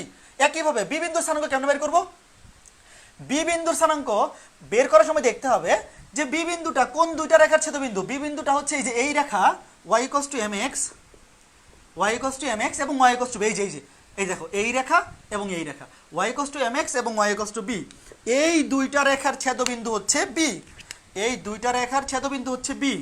তাহলে বি বিন্দুর স্থানাঙ্ক কেমন বের করবো, এখানেও দেখো কোটির মান বি, এই যে b y equals to b, এইটার ক্ষেত্রেও কোটির মান বি, আর এখান থেকে এক্স কত হবে, এক্স ইকুয়ালস টু হবে ওয়াই বাই এম, এবং ওয়াই এর মান এখানে আছে বি। এই দেখো এখান থেকে এক্স ইকুয়ালস টু হবে ওয়াই বাই এম, ওয়াই এর মান দেওয়া আছে বি, তাহলে বি বাই এম, এই যে এটা হচ্ছে বুঝ b by m, b by m, এই যে দেখো বি বাই এম। তাহলে দেখো বি বিন্দুর স্থানাঙ্ক হচ্ছে B by M comma B, আর এ বিন্দুর স্থানাঙ্ক হচ্ছে B by M one comma B. একটু কি ক্লিয়ার? একটু ক্লিয়ার হলেই কাজ শেষ, একটু ক্লিয়ার হলে এই ম্যাথ শেষ। এখন তো বাকিটা পানি ভাত, বাকিটুক পানি ভাত, বাকিটুক পানি ভাত মুছা দিলাম। দেখো আমাদের দেখাইতে হবে কি, আমাদের দেখাইতে হবে এই ত্রিভুজটার ক্ষেত্রফল, ত্রিভুজের ক্ষেত্রফল আমরা তিনটা বিন্দুর স্থানাঙ্ক পেয়ে গেছি, তিনটা বিন্দুর স্থানাঙ্ক পেয়ে গেছি। তাইলে এখন ত্রিভুজটার ক্ষেত্রফল কি হবে, এই যে ত্রিভুজটা ও বি এ বা ও এ বি, ত্রিভুজ ও এ বি এর ক্ষেত্রফল কত হবে, হাফ। এই 9-10 সূত্র দিয়ে করাই, দেখো কেমনে করতা, যে কোনো একটা বিন্দু থেকে শুরু করতা, 0 0, এদিকে ঘুরে আবার এখানে ফেরত আসতাম, মনে আছে? এই 9-10 সূত্র মনে আছে? ধরো এইদিকে ঘুরে আবার এইদিকে ফেরত আসবো, 0 0 b by m, b by M comma নিচে বি, এখানে হচ্ছে বি বাই এম ওয়ান। এইটা তো 9-10 সূত্র, একটা ত্রিভুজের ক্ষেত্রে উল্লেখ করা, লাস্টে আবার 0 0, মনে আছে তো? 9-10 সূত্র দিয়ে করে দিলাম, মনে থাকার কথা। এই যে সামনে হাফ, তারপর x1 y1, x2 y2, x3 y3, আবার লাস্টে ঘুরে, যে এই বিন্দু থেকে ঘুরে আবার লাস্টে আগের বিন্দুটা, মানে যে বিন্দু থেকে শুরু করছিলা সেই বিন্দুতে ফেরত আসতে হবে। এখন কি করতে হবে, এই দিকে গুণ, এই দিকে গুণ, এই দিকে গুণ, হাফ, এই দিকগুলো গুণ করে করতে হবে যোগ, এইটা 0, এটা হয়ে যাবে বি স্কোয়ার বাই এম, এটাও 0, মাইনাস এই দিকে গুণ, এই দিকে গুণ, এই দিকে গুণ, এইটা 0, এটা হয়ে যাবে minus b square by M one, বাকিগুলো 0, বাহ বাকি সবই 0। এই যে এই দিকে গুণ করে যোগ, এই দিকে গুণ করে বিয়োগ, বাকি সবই 0, এই দুইটা আছে। তাহলে এখান থেকে যদি আমি বি কমন নিয়ে নিই, তো মিলে দিতে গেছে, বাহ কত শুধু আমি দেখো, সরি বি স্কোয়ার কমন নিয়ে নিই, এখানেও আছে বি স্কোয়ার, এখানেও বি স্কোয়ার, যদি বি স্কোয়ার কমন নিয়ে নেই, এখানে থাকবে 1 বাই এম, এখানে থাকবে 1 বাই এম ওয়ান, শেষ, মিলে গেছে। এত বর্গ একক, এত বর্গ একক। দেখো আচ্ছা, এখানে আরেকটা কথা বলা আছে প্রশ্নে, যেখানে m1 গ্রেটার দেন m, এটা কেন বলা আছে বলো তো? কেউ কি জানো এই প্রশ্নে এটা কেন বলা আছে m1 গ্রেটার দেন m? এটা বলার কারণ হচ্ছে ক্ষেত্রফল কখনো ঋণাত্মক হইতে পারে না। এই যে এই জিনিসটা কখনো ঋণাত্মক হইতে পারে না, ক্ষেত্রফল সবসময় ধনাত্মক জিনিস। তো এই ভ্যালুটা তখনই ধনাত্মক হবে যখন m1 এর মান m এর চাইতে বড় হবে, m1 যখন m এর চাইতে বড় হবে তখনই এই ভ্যালুটা পজিটিভ বা ধনাত্মক হবে। আর যদি এখানে m1 এর মান m এর চাইতে ছোট হয়ে যায় তখন কিন্তু ভ্যালুটা নেগেটিভ হয়ে যাবে, যেটা হইতে পারবে না। ক্ষেত্রফল কখনো ঋণাত্মক হইতে পারে না। আমাকে টুক করে কমেন্ট করে বলো বুঝছো কিনা। তাইলে 3.5 শেষ, আমরা এখন 3.6 চলে যাব। আগে বলো বুঝছো কিনা, আমাকে একটু জানাইও। 3.5 শেষ, আমরা 3.6 চলে যাব। যদি তোমরা বুঝে থাকো, যদি তোমরা বুঝে থাকো তাহলে আমরা 3.6 যাব। এই বুঝছো? সুন্দর ম্যাথ না? আজকে ক্লাসে যে ম্যাথগুলো করাইলাম, এই যে এই টাইপের ম্যাথ বই দেখবে আরো 2টা থেকে 3টা আছে। তুমি যদি এটা বুঝতে পারো বাকিগুলো নিজে ট্রাই করলে পারবা। হ্যাঁ, যদি এটা বুঝতে পারো বাকিটা আবার করতে পারবা। ভাইয়া এ বিন্দুর স্থানাঙ্কটা আবার একটু বলেন। এই যে দেখো ভাইয়া, এ বিন্দুর স্থানাঙ্ক যখন বের করব আগে দেখতে হবে এ বিন্দুটা কোন দুইটা রেখার ছেদবিন্দু। এ বিন্দুটা হচ্ছে এই রেখা এবং এই রেখা, এই দুইটার ছেদবিন্দু। এই যে দেখো y = m1 x, y = b, এই দুইটা রেখার ছেদবিন্দু। তাহলে এখানে y এর ভ্যালু ডিরেক্ট b দেওয়াই আছে, এই যে y এর ভ্যালু b, এই যে y এর ভ্যালু b, মানে কোটির ভ্যালু b দেওয়া আছে। আর কি লাগবে? ভুজ। তো ভুজ মানে তো x, ভুজ কই থেকে বের করব? এই যে y = m1 x, এখান থেকে x = কি লিখতে পারি? x = y/m1, y/m1, আর y এর ভ্যালু হচ্ছে b, এই যে y এর মান এখান থেকে বসাই দিলাম b, b/m1। এই যে দেখো ভুজ হচ্ছে b/m1, কোটি হচ্ছে b। একইভাবে বি বিন্দুর স্থানাঙ্ক বের করছি। এই সবাই বলো পড়া মজা না? শোনো, সরল রেখা, আবার বলি, সরল রেখার সবচাইতে ইম্পর্টেন্ট অধ্যায় 3.5। এটা আমি না, সরল রেখা যে স্যার পড়াবেন উনিই বলবেন যে সরল রেখার 3.5 হচ্ছে বেসিক। 3.5-এ যার প্রবলেম থাকবে সে সরল রেখার সৃজনশীল মিলাইতে পারবে না যদি স্যাররা সৃজনশীলটা একটু ক্রিয়েটিভ করেন, মানে আসলেই সৃজনশীলের মতোই করেন। আর যদি গদ বা দামের দিয়ে দেয় তাইলে তো সবাই পারবে। কিন্তু 3.5-এর বেসিকটা ক্লিয়ার না থাকলে তোমাকে যদি একটা ম্যাথ একটু ঘুরায়, একটু চিত্র দিয়ে পেঁচায় পুচায় দেয়, তখন তুমি করতে পারবে না। আর আমার এই 3টা ক্লাস 3.5-এর গত 2টা এবং আজকের প্রথম পার্টটা এতটুকু যদি ভালো করে বোঝা থাকে, আশা করি সৃজনশীলে যাই ঘুরাক, তুমি যেহেতু বেসিক জিনিসটা বোঝো, তুমি সকল টাইপের ম্যাথ করতে পারবা। তাহলে আমি মুছে দেই, 3.6-এ চলে যাই। বুঝেছি, ওকে ঠিক আছে, ভেরি গুড। তাহলে আমরা এখন 3.6-এ যাই। কি ব্যাপার, নেটওয়ার্ক তো সমস্যা করার কথা না। এই তোমাদের কি নেটওয়ার্কে সবার কি আটকে যাচ্ছে? আটকে যাওয়ার তো কথা নাই, যে আমিও তো এখানে দেখতেছি আমার তো আটকাচ্ছে না। অনেকে বলতেছে নেটওয়ার্কে প্রবলেম, আমার এখানে তো আটকাচ্ছে না, তাই না? আমিও তো সেম একটা মোবাইল দিয়ে ক্লাস নিচ্ছি আর একটা দিয়ে তো আমিও কমেন্ট করতেছি। তো অনেক মানুষ খালি বলে আটকায় যাচ্ছে, আটকায় যাওয়ার তো কথা না, আমার তো নেটওয়ার্ক ঠিক আছে। বুঝলাম না। ঠিক আছে, তাহলে আমরা 3.5 শেষ করলাম। বাকি অসংখ্য ম্যাথ তোমাদের বইয়ে আছে, আমি সবগুলো টাইপই চেষ্টা করছি ধরে দেওয়ার। হ্যাঁ, বাকিগুলা নিজ দায়িত্বে প্র্যাকটিস করবা, আশা করি হতাশ হবে না। যদি একটু এই 2টা বা 3টা ক্লাস দেখে ম্যাথগুলা করো, সরল রেখা অধ্যায় খুব বেশি কঠিন লাগবে না, ঠিক আছে? Okay fine. তাহলে চলো আমরা 3 এর এফ বা 3 এর 3.6 শুরু করি। 3.6, আরে এটা আবার ঝামেলা করতেছে কেন? হ্যাঁ, 3.6 সরল রেখা 3.6 বা 3 এর এফ। এসি আহমেদ স্যারের বইয়ে 3.6, কেতাবউদ্দিন বা অসীম কুমার শাহ স্যারের বইয়ে 3 এর এফ। তো 3 এর এফে প্রথমেই আমরা দেখব দুইটি রেখা সমান্তরাল কখন হয়। দুইটি রেখা সমান্তরাল হওয়ার শর্ত, দুইটা রেখা সমান্তরাল হওয়ার শর্ত কি? দুইটা রেখা সমান্তরাল হওয়ার শর্ত হচ্ছে, ধরো দুইটা রেখা এই যে সমান্তরাল, এটা একটা রেখা, এটা একটা রেখা। ধরলাম এই রেখার ঢাল হচ্ছে m1, এই রেখার ঢাল হচ্ছে m2। তো মনে রাখবা দুইটা রেখা সমান্তরাল হওয়ার শর্ত হচ্ছে এই রেখা দুইটার ঢাল হইতে হবে সমান, এই রেখা দুইটার ঢাল হইতে হবে সমান। তোমরা এক লাইনে লিখে ফেলতে পারো যে দুইটি রেখা সমান্তরাল হলে এদের ঢালদ্বয় পরস্পর সমান হবে। প্রথম রেখার ঢাল যদি হয় m1, দ্বিতীয় রেখার ঢাল যদি হয় m2, তাহলে এদের ঢালদ্বয় m1 m2 পরস্পর সমান হবে। এটা হচ্ছে দুইটা সরলরেখা সমান্তরাল হওয়ার শর্ত। আর দুইটা সরলরেখা লম্ব হওয়ার শর্ত কি? দুইটা সরলরেখা লম্ব হওয়ার শর্ত কি? কখন দুইটা সরলরেখা পরস্পরের লম্ব হবে? দুইটা সরলরেখা পরস্পর লম্ব হওয়ার শর্ত হচ্ছে, ধরো এই যে দুইটা সরলরেখা তো পরস্পর লম্ব, এই যে 90 ডিগ্রি লম্ব। তাহলে এই রেখাটার ঢাল যদি হয় m1 আর এই রেখাটার ঢাল যদি হয় m2 এবং এরা পরস্পর লম্ব হয়, তো দুইটা রেখা পরস্পর লম্ব হইলে শর্ত হচ্ছে এদের ঢাল দুইটার গুণফল হবে -1। এদের ঢাল দুইটার গুণফল হবে -1। এদের ঢাল দুইটার গুণফল হবে -1। ঠিক আছে? তো তুমি চেক করবা, তোমাকে যদি বলে দুইটা সরলরেখা রেখে পরস্পর সমান্তরাল নাকি লম্ব, কি চেক করবা? তুমি দুইটা রেখার ঢাল বের করবা, ঢাল বের করে দেখবা যদি এই ঢাল দুইটা পরস্পর সমান হয় তাহলে এরা সমান্তরাল, আর যদি দুইটা ঢাল গুণ করলে পরে -1 হয় তখন এরা পরস্পর কেমন লম্ব, এটা বলে দিবা। এখন এই জিনিসটাকে আরো একভাবে লেখা যায়, দেখো আরো একভাবে লেখা যায়, আরও একভাবে লেখার আগে একটা জিনিস বলে দেই, গত ক্লাসে কিন্তু দেখাইছিলাম, যদি একটা সরল লেখার সমীকরণ এরকম হয় A X plus B Y plus C equals to 0, তাহলে এর ঢাল কত মনে আছে? এর ঢাল বের করার বুদ্ধি কি? ঢাল বের বুদ্ধি ছিল মাইনাস এক্স এর সহগ ডিভাইডেড বাই ওয়াই এর সহগ। এটা গত ক্লাসের পুনরালোচনা, আজকে ক্লাসে আবার লাগবে। একটা সরল লেখার সমীকরণ থেকে তোমাকে যদি একটা সরল লেখার সমীকরণ দিয়ে দেয়, সেই সমীকরণ থেকে তার ঢাল বের করার বুদ্ধি হচ্ছে মাইনাস, এটা হচ্ছে সূত্রের মাইনাস, মাইনাস এক্স এর সহগ ডিভাইড বাই ওয়াই এর সহগ। এক্স এর সহগ হচ্ছে এ, ওয়াই এর সহগ হচ্ছে বি, এটা সবার মনে থাকার কথা। ঠিক আছে, এখন এই জিনিসটাকে আরও একভাবে লেখা যায় ঢাল দিয়ে। তোমাকে যদি বলে দুইটা সরল রেখা পরস্পর লম্ব হলে, ধরো একটা সরল রেখা হচ্ছে a1x plus b1y plus c1 equals to 0, এটা একটা সরল রেখা। আরেকটা সরল রেখা হচ্ছে a2x plus b2y plus c2 equals to 0।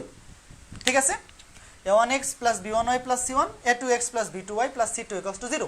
এই দুইটা সরল রেখা যদি পরস্পর সমান্তরাল হয়, এই দুইটা সরল রেখা যদি পরস্পর সমান্তরাল হয়, তাহলে এদের ঢাল দুইটা কি হবে? পরস্পর সমান, তাই তো? ঢাল দুইটা পরস্পর সমান হবে। তো m1 সমান m2, তো তুমি যদি এখান থেকেও ঢাল বের করো, এখান থেকেও ঢাল বের করো, সমান করে বসাও, লাস্টে এইটা আসবে যে এই দুইটা রেখা পরস্পর সমান্তরাল হলে, এই দুইটি রেখা পরস্পর সমান্তরাল হলে ঢাল দুইটা পরস্পর সমান, m1 সমান m2। তো এখানে ঢাল, এটার ঢাল হবে মাইনাস এক্স এর সহগ ডিভাইডেড বাই ওয়াই এর সহগ, that means minus a1 by b1। আর এইটার ঢাল হবে মাইনাস এক্স এর সহগ মানে মাইনাস a2 বাই ওয়াই এর সহগ b2, a2 বাই b2। উভয় পক্ষ থেকে মাইনাস মাইনাস কাটাকাটি দিয়ে দিলে এবং পক্ষান্তর করে ফেললে a1 বাই a2 সমান b1 বাই b2। উভয় পক্ষ থেকে মাইনাস বাদ দিয়ে দিছি এবং ডিরেক্ট এ দুইটা এক পাশে নিয়ে আসছি, বি দুইটা আরেক পাশে নিয়ে গেছি। তাইলে আমরা ডিরেক্ট এইটাও ইউজ করতে পারি। এমসিকিউ এর জন্য তুমি এইভাবে লিখতে পারো যে ঢাল দুইটা সমান, ওখান থেকেও ক্যালকুলেশন করতে পারো। অথবা যদি তুমি সিম্পলি লিখো যে দুইটা সরল রেখা, এই যেই সরল রেখা এবং এই সরল রেখা যদি পরস্পর সমান্তরাল হয়, তো সমান্তরাল হলে সেই সরল রেখা দুইটির এক্স এর সহগ দুইটির অনুপাত, দেখো a1 বাই a2 কি? a1 বাই a2 হচ্ছে এই সরল রেখা দুইটার এক্স এর সহগ দুইটির অনুপাত, আর b1 বাই b2 হচ্ছে সরল রেখা দুইটার ওয়াই এর সহগ দুইটার অনুপাত। তো রেখা দুইটা সমান্তরাল হলে এক্স এর সহগ দুইটির অনুপাত এবং ওয়াই এর সহগ দুইটির অনুপাত কি হবে? সমান হবে। এটা হচ্ছে সমান্তরাল হওয়ার শর্ত। এখন সেম জিনিস যদি লম্বের ক্ষেত্রে বলে, সেম জিনিস যদি বলে লম্বের বেলায়, সেম দুইটা রেখা ধরো তোমাকে বললো লম্ব হলে কি হবে? a1 by a2 equals to b1 by b2 সমান্তরালের বেলায়। আর যদি লম্ব হয়, ধরো এই রেখাটা হচ্ছে a1x plus b1y plus c1 equals to 0, আর এটা হচ্ছে লম্ব a2x plus b2y plus c2 equals to 0। এই রেখাটা আর এই রেখাটা পরস্পর লম্ব অবস্থায় আছে, লম্ব, পরস্পর লম্ব। তো পরস্পর লম্ব হলে শর্ত কি? শর্ত হচ্ছে এদের ঢাল দুইটার গুণফল হবে -1, ঢাল দুইটার গুণফল হবে -1। তো এখান থেকে তুমি ঢাল বাইর করবা, এখান থেকে ঢাল বাইর করবা, বাইর করে যদি এখানে m1 এবং m2 এর ভ্যালু বসায় দেও, তাহলে যেটা আসবে আমি একবারে লিখে ফেলি, সেটা আসবে a1a2 plus b1 b2 equals to 0, a1a2 plus b1 b2 equals to 0। তুমি ডিরেক্ট এই শর্তটা ইউজ করতে পারো। তো দুইটা রেখা পরস্পর লম্ব হলে এক্স এর সহগ দুইটার গুণফল এবং ওয়াই এর সহগ দুইটার গুণফলের যোগফল হবে 0। এক্স এর সহগ দুইটার গুণফল এবং a1a2 হচ্ছে এক্স এর সহগ আর b1 b2 হচ্ছে ওয়াই এর সহগ, এই সহগ দুইটার গুণফল যোগ করলে কত হবে? 0 হবে। কত হবে? 0 হবে। কাজে আমরা এখন যদি সামারি লিখি, সামারি কি? যে এতক্ষণ কি শিখলাম? এতক্ষণ শিখলাম যে এই যে দুইটা সরল রেখা আমি আর লিখলাম না, পরস্পর সমান্তরাল হলে ঢাল দুইটা পরস্পর হবে সমান, অথবা এটাও ইউজ করা যায় এক্স এর সহগ দুইটা এবং ওয়াই এর সহগ দুইটার অনুপাত হবে সমান। আর পরস্পর লম্ব হলে ঢাল দুইটার গুণফল হবে -1, অথবা ঢালের মান এখানে বসায় দিলে a1a2 প্লাস b1 b2 এই দুইটার গুণফলের যোগফল হবে 0। তুমি যেইটা দিয়া খুশি করতে পারো, কোনো অসুবিধা নাই। ঠিক আছে, ওকে ফাইন, ভেরি গুড, আশা করি বুঝতে পারছো। ঠিক আছে, এখন আরও একটা জিনিসে যাই পরবর্তীতে, সেটা কি? আচ্ছা এখন একটা উদাহরণ দেখা, এইগুলো সবাই লিখছো তো, এগুলো সবাই লিখছো। একটা উদাহরণ দিই, ধরো তোমাকে বললো 2x plus 3y minus 9 equals to 0, আর এটা হচ্ছে 4x মাইনাস বা plus ky plus 10 equals to 0। আমি যদি তোমাকে বলি যে এই দুইটা রেখা সমান্তরাল হলে কে এর মান কত, আমাকে কমেন্টে বলো তো, দেখি কে আগে পারে। এই দুইটা রেখা সমান্তরাল হলে কে এর মান কত, কেমনে বাইর করবা, দেখি কে আগে অ্যান্সার দিতে পারে, কে আগে অ্যান্সার দিতে পারে। 2x plus 3y minus 9 equals to 0, 4x plus ky plus 10 equals to 0 হলে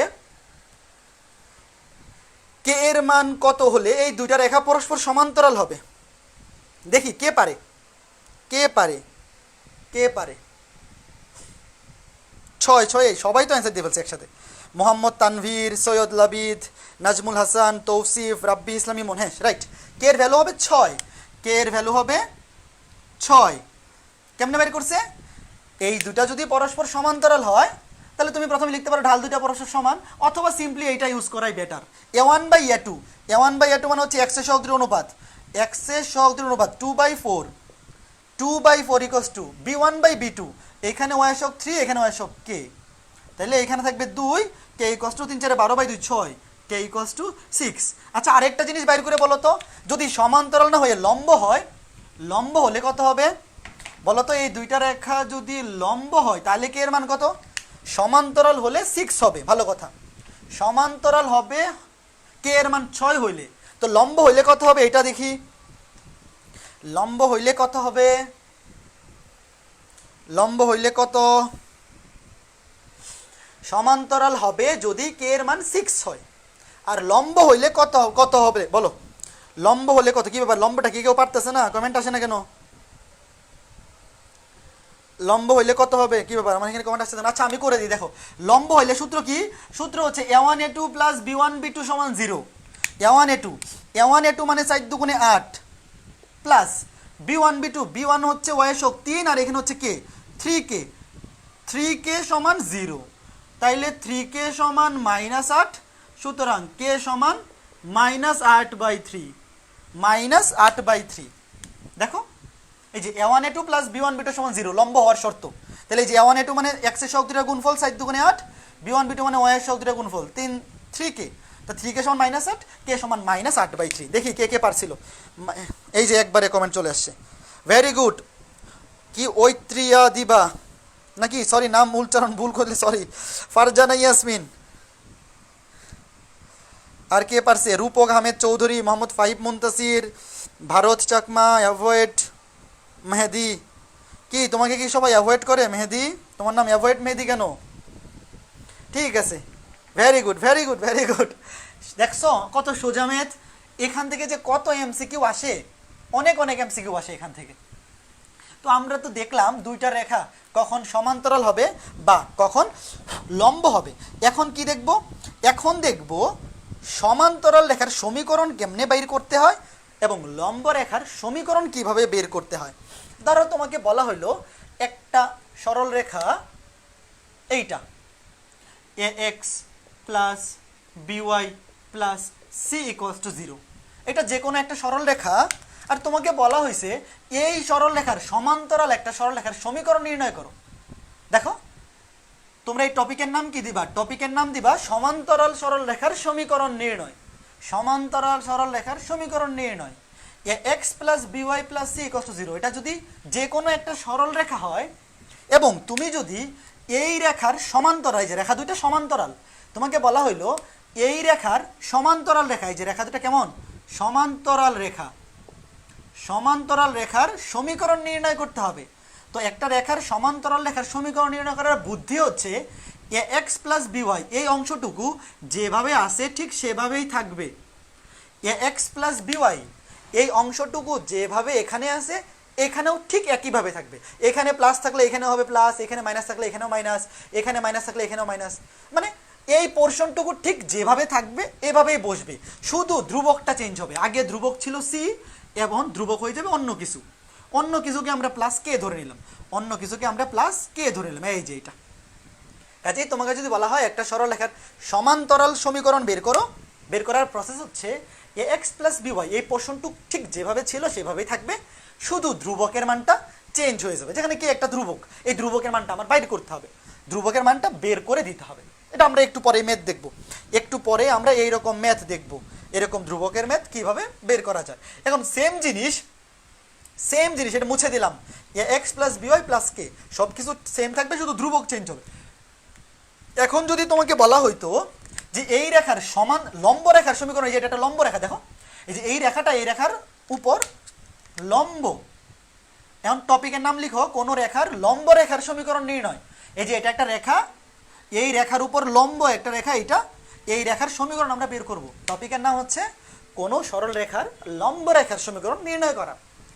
এ X plus B Y plus C equals to 0, এই রেখার লম্ব রেখার সমীকরণ হবে, লম্ব রেখার সমীকরণ হবে, একটু ট্রিক আছে এখানে। এখানে হবে কি, এক্স এর সহগ এবং ওয়াই এর সহগ ইন্টারচেঞ্জ হবে। এখানে এক্স এর সহগ ছিল এ, এটা চলে যাবে ওয়াই এর সহগের জায়গায়, আর এখানে ওয়াই এর সহগ ছিল বি, সেটা চলে আসবে এক্স এর সহগের জায়গায়। মানে এক্স এর সহগ এবং ওয়াই এর সহগ ইন্টারচেঞ্জ হবে, এক্স এর সহগ এবং ওয়াই এর সহগ ইন্টারচেঞ্জ হবে, এ বি ইন্টারচেঞ্জ হবে, এবং মাঝখানে চিহ্ন চেঞ্জ হয়ে যাবে।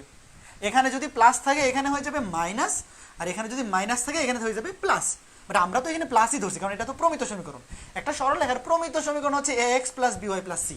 বাট সরলরেখার সমীকরণে তো প্লাস মাইনাস যাই থাকতে পারে, এখানে সি এর ভ্যালু নেগেটিভ আসতে পারে, বি এর ভ্যালু নেগেটিভ আসতে পারে, সেটা অন্য বিষয়। এবং অবশ্যই ধ্রুবকের মানও চেঞ্জ হবে, অবশ্যই ধ্রুবকের মানও চেঞ্জ হবে।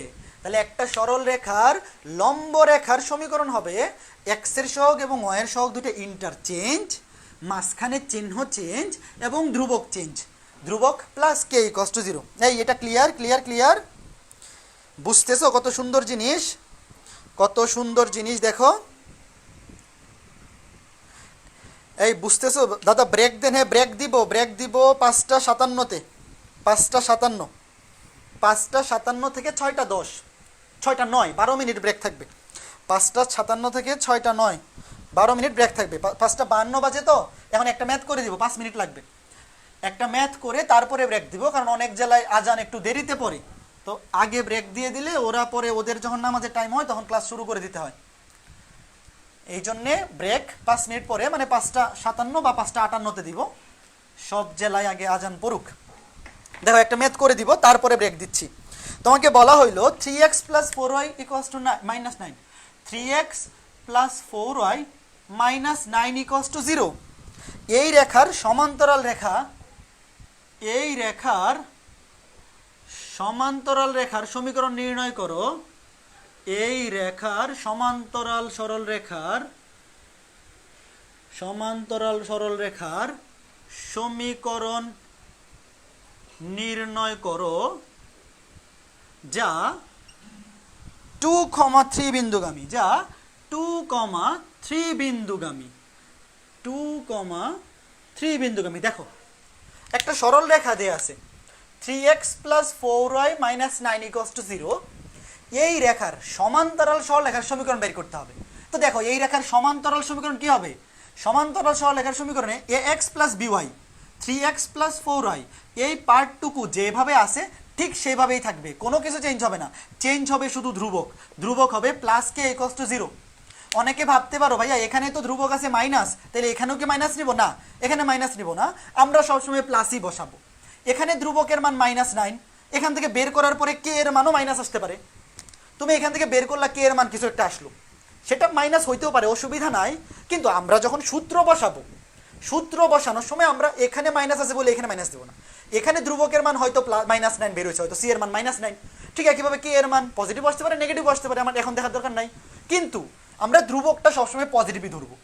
এক্স প্লাস বিওয়াই এই পার্টটুক যেভাবে আছে এইভাবেই থাকবে। এখানে ধ্রুবকের মান প্লাস থাকলেও এখানে প্লাস হবে, ধ্রুবকের মান মাইনাস থাকলেও এখানে আমরা প্লাসই ধরবো। এখন কথা হচ্ছে এখানে তো অ্যান্সার দেওয়া যাবে না, কেন? কে এর মান বের করতে হবে না? তুমি তো অ্যান্সার, এটা হচ্ছে আমাদের নির্ণেয় সরল রেখা, কিন্তু তুমি তো এখানে অ্যান্সার দিতে পারবে না, কারণ কি কে এর মানটা বাইর করে দিতে হবে। তো কে এর মানটা কেমনে বের করবো? ধ্রুবকের মান কেমনে বের করবো? প্রশ্নে বলা আছে এই রেখাটা কোন বিন্দুগামী? এই রেখাটা 2,3 বিন্দুগামী, এই রেখাটা 2,3 বিন্দুগামী। তাহলে আমি x এর জায়গায় বসাইতে পারি 2, y এর জায়গায় বসাইতে পারি 3, এক্স এর জায়গায় বসাইতে পারি 2, ওয়াই এর জায়গায় বসাইতে পারি 3, 3 দুগুণে 6, 3 4 12, তার মানে কে এর মান -18। কে এর মান কত? কে এর মান -18। কাজ শেষ। এখন কে এর মান তুমি এখানে বসায় দাও। সুতরাং সরলরেখার সমীকরণ হবে 3x + 4y -18। দেখো এই যে মাইনাস আসছে, কে এর ভ্যালু কি আসছে দেখো নেগেটিভই আসছে। এখন এখানে তুমি -18 পাচ্ছ। কে এর ভ্যালু এখান থেকে পজিটিভ আসতে পারে, নেগেটিভ আসতে পারে, আমার পরে দেখবো এটা বের হওয়ার পরে ভ্যালু। কিন্তু প্রথমেই আমরা এখানে মাইনাস নিব না। সরলরেখার সমীকরণ আমরা যখন সমান্তরাল ধরবো তখন এখানে মাইনাস থাকুক প্লাস থাকুক, ধ্রুবকটা সবসময় পজিটিভই ধরবো, ঠিক আছে? তো এটা হচ্ছে নির্ণেয় সমান্তরাল রেখার সমীকরণ। আর 2 মিনিটের মধ্যে ব্রেক দিব, টেনশন নাই। এখন সেম প্রশ্নটা যদি সমান্তরাল না বলে লম্ব বলতো, যদি বলতো সমান্তরাল না, এই রেখার লম্ব রেখার সমীকরণ নির্ণয় করো, এই রেখার লম্ব রেখার সমীকরণ নির্ণয় করো যা 2,3 বিন্দুগামী, তখন কি হইতো? তখন এখানে কি হইতো? ধ্রুবকটা যেটা ধরছিলাম সেটাই থাকতো। লম্ব রেখার সমীকরণে কি চেঞ্জ হইতো? লম্ব রেখার সমীকরণে চেঞ্জ হইতো এক্স এর সহগ এবং ওয়াই এর সহগগুলা ইন্টারচেঞ্জ হয়ে যেত।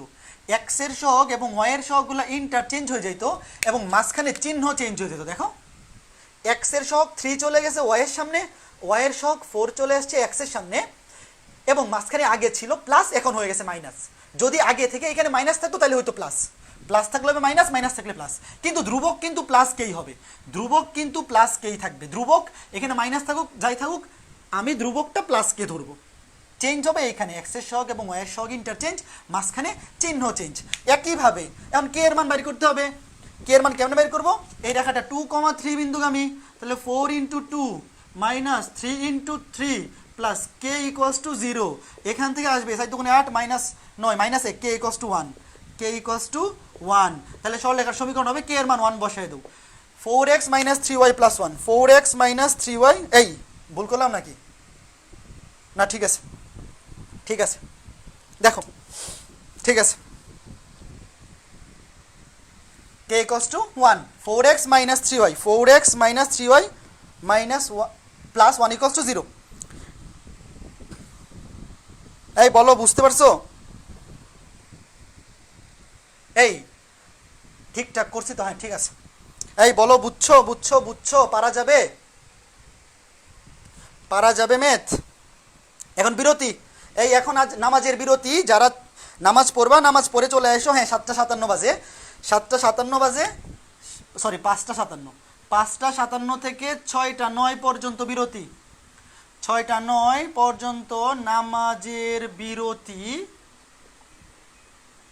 আমরা আবার 6:10 শুরু করব, 6:10 শুরু করব।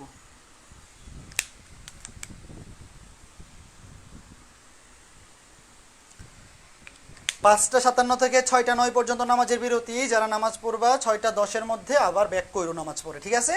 এই ম্যাথটা কি সবাই বুঝছো? যারা আসো লাইভে এখনো, তোমরা বলতে পারো যে এখন তোমাকে যদি যে কোনো রেখার লম্ব রেখা অথবা সমান্তরাল রেখার সমীকরণ বের করতে বলা হয়, তুমি কি করতে পারবা? তাহলে কি তুমি করতে পারবা সেইটা আমাকে বলো। করতে পারা যাবে কি? যারা কমেন্টে আসো, মানে লাইভে এখনো আসো, তারা আমার সাথে একটু কথা বলো যে পারবা কি না। এই পড়া কি বোঝা যায়? তোমাদের সাথে একটু গল্প করি। পড়া কি বুঝতেছো? আজকের ক্লাসটা খুবই, আজকের ক্লাসটা না, আমি যত ক্লাস নিব সব ক্লাসই খুবই ইম্পর্টেন্ট, এবং সব ক্লাসে শুধু সহজ সহজ জিনিসই পড়াবো। আমি কঠিন কোনো কিছুই পড়াবো না, আবার কোনো টাইপ বাদও দিব না, সকল টাইপই পড়াবো, কিন্তু কোনো কঠিন ম্যাথ করাবো না। তুমি নিজেও কোনো কঠিন ম্যাথ খুঁজে পাবা না, হায়ার ম্যাথে তুমি কোনো কঠিন ম্যাথ খুঁজাও পাবা না। বিশেষ করে সরল রেখা অধ্যায়ে তো নামই সরল, সরল রেখা অধ্যায়ের নামই সরল, এইখানে কঠিন কিছু নাই। তুমি যদি বেসিকটা বুঝে টাইপ ভিত্তিক ম্যাথগুলা করো খুবই সোজা লাগবে। হ্যাঁ কঠিন একদমই লাগবে না,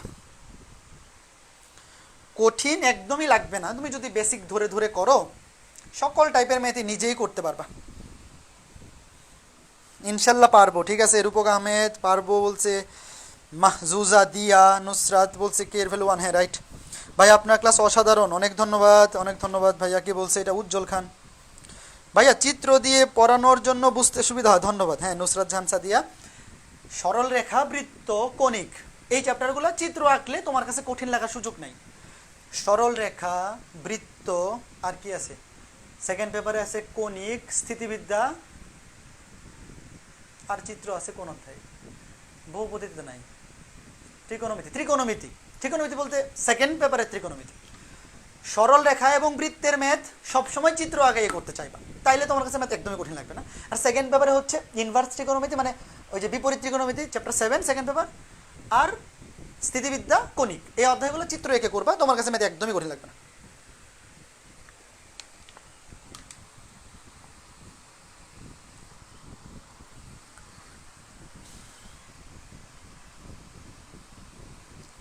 ভাইয়া দুইটা সমান্তরাল রেখার A X plus B Y portion same থাকে কেন? কারণ ভাইয়া ওই যে ঢাল সমান, দুইটা সরল রেখা সমান্তরাল হলে এদের ঢাল সবসময় সমান। তো ঢাল যদি সমান হইতে চায় তাহলে পোর্শনগুলো যদি সেম না থাকে, এক্স এর সহগ এবং ওয়াই এর সহগ যদি সেম না হয় তাহলে তো ঢাল সেম থাকবে না।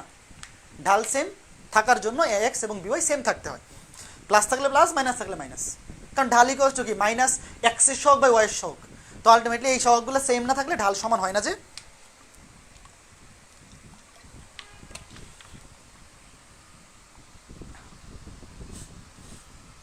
ক্লিয়ার ভাইয়া? জুবাইর রুবাই বলছে ঠিক আছে, আমরা একটু ওয়েট করি। হ্যাঁ, সবাই নামাজ পড়ে আসুক, 6টা 10 থেকে শুরু করব। আর 3 ক্লাসে সরলরেখা শেষ হয়ে যাবে। আজকে লেকচার 9, লেকচার 12-র মধ্যে সরলরেখা কমপ্লিট হবে। এরপরে মেবি বৃত্ত শুরু হইতে পারে। হ্যাঁ, সরলরেখার পরে বৃত্তই শুরু হবে হয়তো, কারণ সিকুয়েন্সিয়াল অধ্যায় একই রকম। সরলরেখার বেসিক লাগে বৃত্ত অধ্যায়ে।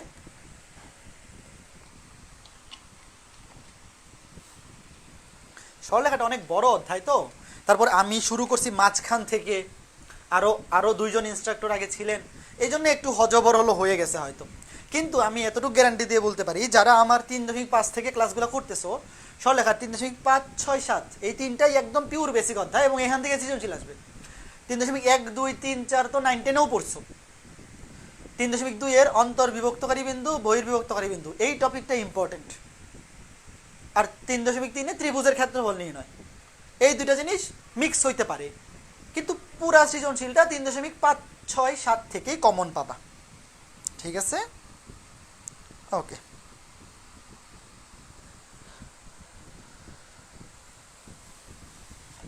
ঠিক আছে, আমরা ওয়েট করি। হ্যাঁ, এটা মুছে দিয়ে আমি একটু রেস্ট নেই।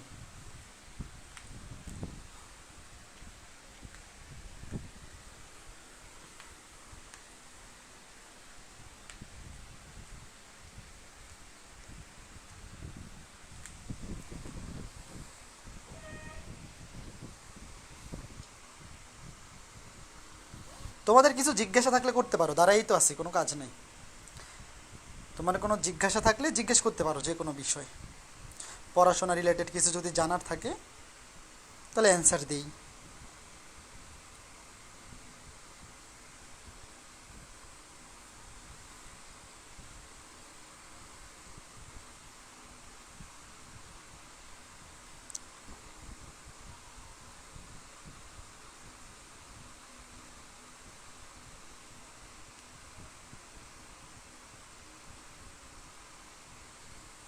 কি তোমাদের কিছু জিজ্ঞাসা নাই? কেউ তো কিছু কমেন্ট করে না, তাহলে আমি দাঁড়াই থাকি, কি আর করবো।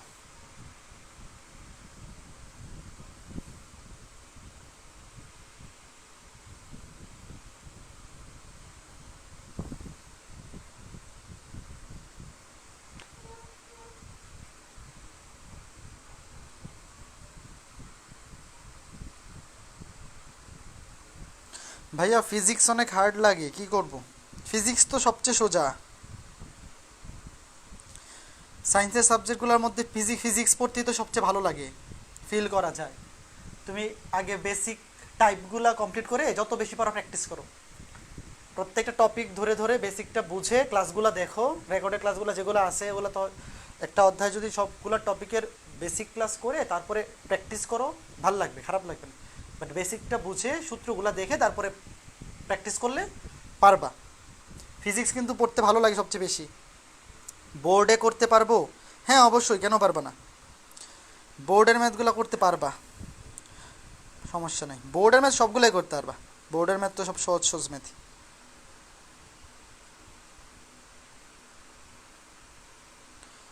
ভাইয়া আপনার আগের ক্লাসগুলো কই পাওয়া যাচ্ছে না কেন? আছে তো, এই গ্রুপেই তো আছে, পাবা না কেন? যে 3টা ক্লাস নিছি। ও আচ্ছা, আগের বলতে আমি কিন্তু সরলরেখা ক্লাস শুরু করছি লেকচার 7 থেকে। প্রথম 6টা ক্লাস কিন্তু আমি নিই নাই। সরলরেখা লেকচার 7, 8, 9 এই 3টা ক্লাস, মানে আজকের ক্লাস সহ 3টা ক্লাস আমি নিচ্ছি। তো লেকচার 1 থেকে 6 কিন্তু আমি নিই নাই, ওগুলা পাবা না তো, আমি নিই নাই ওগুলা। ভাইয়া বুয়েটের ম্যাথ সলভ করতে পারি না, কি করব? বুয়েটের ম্যাথ সলভ করতে না পারলে বেশি করে প্র্যাকটিস করতে হবে, আরও অনেক টাইপ কভার করতে হবে। বুয়েটের ম্যাথ বা ইঞ্জিনিয়ারিং কুয়েশ্চন ব্যাংকের ম্যাথ এখনই সলভ করতে চাইলে আগে কেতাবউদ্দিন স্যারের বইয়ের সকল টাইপ করতে হবে। কেতাবউদ্দিন স্যারের বই যদি ভালো করে করো, টাইপ ভিত্তিক, সমস্ত ম্যাথ করা লাগবে না, কেতাবউদ্দিন স্যারের বইয়ের সব ম্যাথ তো করা পসিবলও না, কিন্তু সকল টপিকের ম্যাথ যদি কমপ্লিট করো তাইলে ইঞ্জিনিয়ারিং কুয়েশ্চন ব্যাংকের ম্যাথ করতে পারবা। ভাইয়া যদি একটা নির্দিষ্ট বই ফলো করে পড়াতেন তাহলে খুব ভালো হতো। ভাইয়া এখানে তো নির্দিষ্ট বই ফলো করলে এলোমেলো হয়ে যাবে হয়তো, কারণ অনেকের কাছে তো সেম বই থাকে না, এই জন্যে টপিক ভিত্তিকই পড়াচ্ছি বা টাইপ ভিত্তিকই পড়াচ্ছি। মানে আমি যে টাইপগুলো পড়াইতেছি এই টাইপগুলো ধরো 3.5 আজকে শেষ হইল, তো এখন যদি তুমি তোমার বই থেকে সবগুলো টপিকের ম্যাথ করতে যাও, তো তুমি যদি প্রথমে সবগুলো করতে না চাও, অনেক ম্যাথ তো অনেকে সবাই করতেও পারে না, প্রথমে তুমি বোর্ড কোয়েশ্চেনগুলো করবা। ম্যাথে তুমি যদি কম সময়ে বেশি আউটপুট পাইতে চাও, তাহলে বুদ্ধি হচ্ছে যে কোনো একটা বইয়ের আগে উদাহরণের সবগুলা ম্যাথ করবা। উদাহরণের সবগুলা ম্যাথ করার পরে অনুশীলনী থেকে সবার আগে বোর্ড কোয়েশ্চেনগুলো করবা। তোমার যদি একটা বইয়ের উদাহরণের সবগুলা ম্যাথ এবং সবগুলা বোর্ড কোয়েশ্চেন করা থাকে, ক্লিয়ার থাকে, তাহলে তুমি নিশ্চিন্তে পরে বাকিগুলা করো, না করলেও কোনো অসুবিধা নাই, কারণ বোর্ড পরীক্ষায় বা ইন্টারমিডিয়েট পরীক্ষায় বোর্ডের সবগুলো টাইপের ম্যাথ যদি তুমি করে যাও, এর বাইরে কিছু আসবে না। মানে এতদিন পর্যন্ত বোর্ডের যে টাইপের ম্যাথগুলো আসছে ঘুরে ফিরে ওগুলা থেকেই রিপিট হয়, এর বাইরে খুব বেশি টাইপের ম্যাথ কখনোই দেখি নাই আমি। ওগুলা ইঞ্জিনিয়ারিং কোয়েশ্চেন ব্যাংক বা ইঞ্জিনিয়ারিং প্রিপারেশন যখন নিবা তার আগে দেখলেই হচ্ছে। আপাতত তুমি যদি বোর্ড পরীক্ষা ভালো করতে চাও, উদাহরণ সাথে বোর্ডের ম্যাথগুলো করলেই হয়ে যাবে। যে কোনো একটা বই থেকে বোর্ডের ম্যাথগুলো ফলো করলে হচ্ছে। আর বোর্ডের ম্যাথ ফলো করার জন্য অসীম কুমার শাহ স্যারের বই সবচেয়ে ভালো। মানে কেউ যদি বোর্ডের ইন্টারমিডিয়েট পরীক্ষার জন্য বেস্ট প্রিপারেশন নিতে চায় কম সময়ে বা কম পরিশ্রমে, তার জন্য সবচেয়ে ভালো বই হচ্ছে অসীম কুমার শাহ স্যার। ওখানে উদাহরণেও সবচেয়ে সুন্দর মতো আছে সব, আর অনুশীলনীতে একদম বোর্ডের ম্যাথ সবগুলা ভালো করে আইডেন্টিফাই করা আছে। ভাইয়া আপনার ক্লাস অনেক ভালো লাগে, অনেক ধন্যবাদ নাফিসা আয়মান। ভাইয়া এই ম্যাথের ক্লাস করলে কি বোর্ডের ম্যাথ করতে পারবো? হ্যাঁ করতে পারবা, আশা করা যায় করতে পারবো অবশ্যই। ভাইয়া আপনার আগের ক্লাসগুলো কই? আচ্ছা, এটা উত্তর দিলাম। অফলাইনে পড়া লাগবে না? না, অফলাইনে পড়া লাগবে কেন আবার? আমি 3.5-এর যেই ক্লাসগুলো নিলাম এবং 3.6, 7 3টা অধ্যায়, আমার ক্লাসগুলো যদি তুমি করো 90% ম্যাথ নিজে নিজেই করতে পারবা। বোর্ডের 100% ম্যাথই করতে পারবা বলা যায়, বোর্ডের সব ম্যাথ নিজে নিজেই করতে পারবা। এর বাইরে কেতাবউদ্দিন স্যারের বইয়ে, অসীম কুমার শাহ স্যারের বইয়ে বা এস এম স্যারের বইয়ে অনেক কঠিন টাইপের কিছু ম্যাথ থাকে জানি, ওগুলা করতে নাও পারো, আর ওগুলোতে হতাশ হওয়ার কিছু নাই। ওখানে ম্যাথ কিছু আটকে গেলে তুমি একটা সলিউশন দেখে নিলা, সলিউশনে কেমনে করছে, সলিউশন দেখলেই বুঝে যাবে। নিজে নিজে যদি সলিউশনটা দেখে ট্রাই করো তাহলেই করে ফেলতে পারবা। বাট বোর্ড কোয়েশ্চেন যদি তোমার কমপ্লিট করা থাকে তাহলে টেনশনের কোনো কারণ নাই, পরীক্ষায় তুমি পারবা। ঠিক আছে, ঠিক আছে, আমরা সময় চলে আসছে 6টা 8 বাজে, আমি রেডি হই, আর 2 মিনিটের মধ্যে ক্লাস শুরু করব।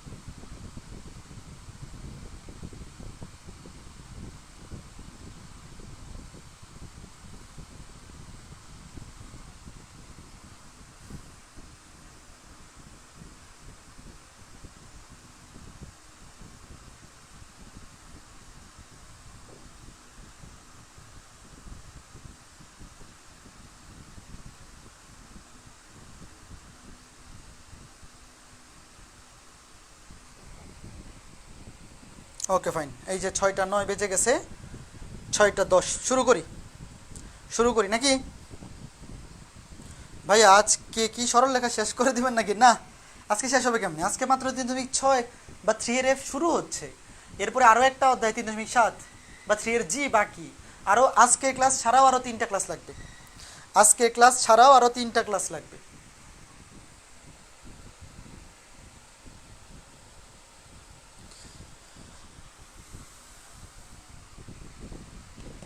ঠিক আছে, চলো বিরতি শেষ, আমরা শুরু করি। 6টা 10 বেজে গেছে, আমরা ক্লাস শুরু করতেছি। দেখো, ওকে, এখন শুরু করি। আমরা সমান্তরাল এবং লম্ব রেখা কখন হয় দেখলাম। এখন হচ্ছে 3টি সরল রেখা সমবিন্দু হওয়ার শর্ত। 3টি সরল রেখা সমবিন্দু হওয়ার শর্ত। তো 3টা সরল রেখা সমবিন্দু কখন হবে এইটা দেখার আগে আমাদেরকে আগে জানতে হবে সমবিন্দু কি। 3টা সরল রেখা সমবিন্দু মানে কি? 3টা সরল রেখা সমবিন্দু মানে হচ্ছে 3টা সরল রেখা একই বিন্দুতে ছেদ করে। ধরো এটা একটা সরল রেখা, এইটা একটা সরল রেখা, এইটা আরেকটা সরল রেখা। ধরো এই সরল রেখার সমীকরণ হচ্ছে a1x plus b1y plus c1 equals to 0। এই সরলরেখার সমীকরণ হচ্ছে, এই পাশে লিখি, এই সরলরেখার সমীকরণ হচ্ছে a2x plus b2y plus c2 equals to 0। আর এই সরলরেখার সমীকরণ হচ্ছে a3x plus b3y plus c3 equals to 0। এই যে দেখো 3টা সরল রেখা একই বিন্দুতে ছেদ করছে। দেখো এই যে একটা সরল রেখা, এই যে আরেকটা সরল রেখা, এই যে আরেকটা সরল রেখা, 3টা সরল রেখা। 3টা সরল রেখা যখন একই বিন্দুতে ছেদ করে তখন তাদেরকে বলা হয় সমবিন্দু। সমবিন্দু মানে হচ্ছে 3টা সরল রেখা একই বিন্দু দিয়ে যায়। 3টা সরল রেখা একই বিন্দুতে ছেদ করলে তাদেরকে বলা হয় সমবিন্দু। তো এখন শর্ত হচ্ছে 3টা সরল রেখা কখন একই বিন্দুতে ছেদ করবে। 3টা সরল রেখা যদি একই বিন্দুতে ছেদ করে তাহলে শর্ত হচ্ছে x এর সহগ 3টা। দেখো x এর সহগ হচ্ছে a1 a2 a3, a1 a2 a3, y এর সহগ 3টা b1 b2 b3, b1 b2 b3 এবং ধ্রুবপদ 3টা c1 c2 c3, c1 c2 c3। এইভাবে নিয়ে ধরো তুমি প্রথম কলামে নিলা x এর সহগ 3টা, দ্বিতীয় কলামে নিলা y এর সহগ 3টা, তৃতীয় কলামে নিলা ধ্রুবপদ 3টা নিয়ে, বা এগুলোকে সারিতে নিলেও হবে, কারণ একটা নির্ণায়ককে সারি কলাম ইন্টারচেঞ্জ করে দিলে এর মানের কোনো চেঞ্জ হয় না। এইটা সমান কত হবে? 0। এই যে এটা হচ্ছে শর্ত। 3টা সরল রেখা a1x plus b1y plus c1 equal to 0, a2 b2 c2, a3 b3 c3, এই 3টা সরল রেখা যদি সমবিন্দু হয় মানে একই বিন্দুগামী হয় তাহলে শর্ত হচ্ছে একটা নির্ণায়ক।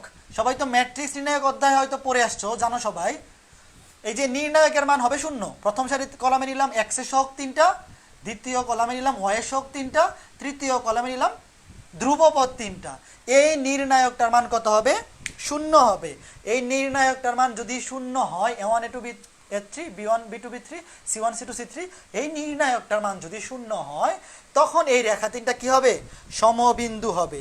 তখন এই রেখা 3টা সমবিন্দু হবে, আদারওয়াইজ হবে না। তাহলে একটা ম্যাথ দেখাই। ধরো তোমাকে 3টা সরল রেখা দিয়ে দিল, তোমাকে 3টা সরল রেখা দিল, একটা ম্যাথ, এটাও বইয়ে খুবই important math. 2x plus by plus 4, 2x plus by plus 4 equals to 0, 4x minus y, 4x minus y minus 2b equals to 0, 3x plus y minus 1 equals to 0। এই রেখাত্রয়, প্রশ্নে বলছে এই রেখাত্রয় সমবিন্দু হলে, এই রেখা 3টা সমবিন্দু হলে বি এর মান কত? প্রশ্নে বলছে এই রেখা 3টা সমবিন্দু হলে, অর্থাৎ রেখা 3টা একই বিন্দুতে ছেদ করলে বি এর মান কত? দেখো এই যে বি, এই যে এখানে আছে বি, এখানে আছে বি, এই বি এর মানটা বের করতে হবে। তাহলে এখন বি এর মান বের করার আগে আমরা লিখবো, আমরা জানি তিনটি সরল রেখা যদি সমবিন্দু হয় বা একই বিন্দুগামী হয়, শর্ত কি?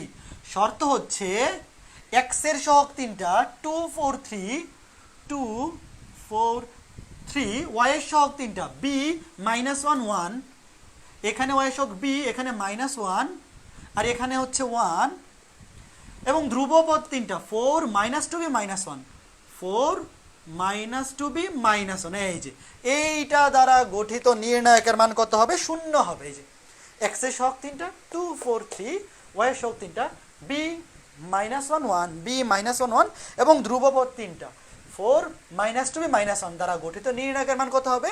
0 হবে। এখন ম্যাট্রিক্স নির্ণায়ক অধ্যায় তো তোমরা পড়ে আসছো, কিভাবে সলভ করতে হবে সবাই জানো। কেমনে সলভ করবো? প্রথমে 2 নিব, 2 যেই সারিতে আছে এইটা বাদ, যেই কলামে আছে এইটা বাদ হবে, এইটা মাইনাস এইটা, এটার সাথে এটা গুণ, 1 1 মাইনাস 1 1 মাইনাস মাইনাসে প্লাস 2b, এটা নিতে হবে মাইনাস বি। কেন? কারণ এইটা প্রথমটা প্লাস, পরেরটা মাইনাস, তারপর এটা প্লাস। বি যখন নিব এইটা বাদ, 4 এইটার সাথে এইটা গুণ, এই যে এইটা বাদ থাকবে 4 এর সাথে -1 মানে -4 মাইনাসে মাইনাসে প্লাস 3 দুগুণে 6b, তারপরে +4 নিবা, +4 নিলে এই সারি বাদ, এই কলাম বাদ, 4 একে 4 মাইনাসে মাইনাসে +3 ইকুয়ালস টু 0। এই যেমন এটা খালি সলভ করবো, এইটা সলভ করলে শেষ। 2 + 4b মাইনাসে মাইনাসে +4b প্লাসে মাইনাসে -6b square plus 4 4 16 plus 3 4 12 equals to 0। তাহলে এখান থেকে কত আসবে? -6b square plus 4b 8b, 16 আর 12 মিলে হচ্ছে 28, 28 থেকে 2 গেলে 26 প্লাস 26 ইকুয়ালস টু 0। কত দিয়ে ভাগ করা যায়? এই আমি কি ভুল করে ফেললাম কোথাও? ও আচ্ছা, এটা তো যোগ, 16 12 28 আর 2 30, এটা তো হবে কত? এটা হবে 30। এখন যদি এটা মাইনাস দিয়ে উভয় পক্ষকে গুণ করে দেই, তাহলে এটা হয়ে যাবে 6b স্কোয়ার -8b প্লাসে মাইনাসে মাইনাস, এখানে তো মাইনাস ছিল, মাইনাস দিয়ে গুণ করে দিলাম, -30 ইকুয়ালস টু 0। ও এটা তো আবার 2 দিয়েও ভাগ যায়, 2 দিয়েও ভাগ করে দেই, তাহলে হবে 3b square -4b -15 equals to 0। এটা সলভ করো তো, এটা সলভ করলেই বি এর ভ্যালু চলে আসবে। দেখো এইটা সলভ করলেই বি এর ভ্যালু চলে আসবে, 3b স্কোয়ার -4b -15, এইটা সলভ করলেই ভ্যালু চলে আসবে। 3 15 45, 3 15 45, তো 4 কত দেওয়া হয়? 45, 45-এর মধ্যে 4 কেমনে যায়? 3 12 নাকি 45, লসাগু কেমনে হবে বলো তো? এটা ভ্যালু বাইর করো, এইটা সলভ করলে ভ্যালু আসবে, একটা আসবে 3, একটা আসবে -5/3। 3 15 45, 45-এর মধ্যে 4কে কিভাবে বানানো যায়? এই আমি কি কোথাও ভুল করছি? আমি কি কোথাও ভুল করলাম? 45 কেমনে মিলে? নাকি ডিরেক্ট ক্যালকুলেটরে বসাই দেব?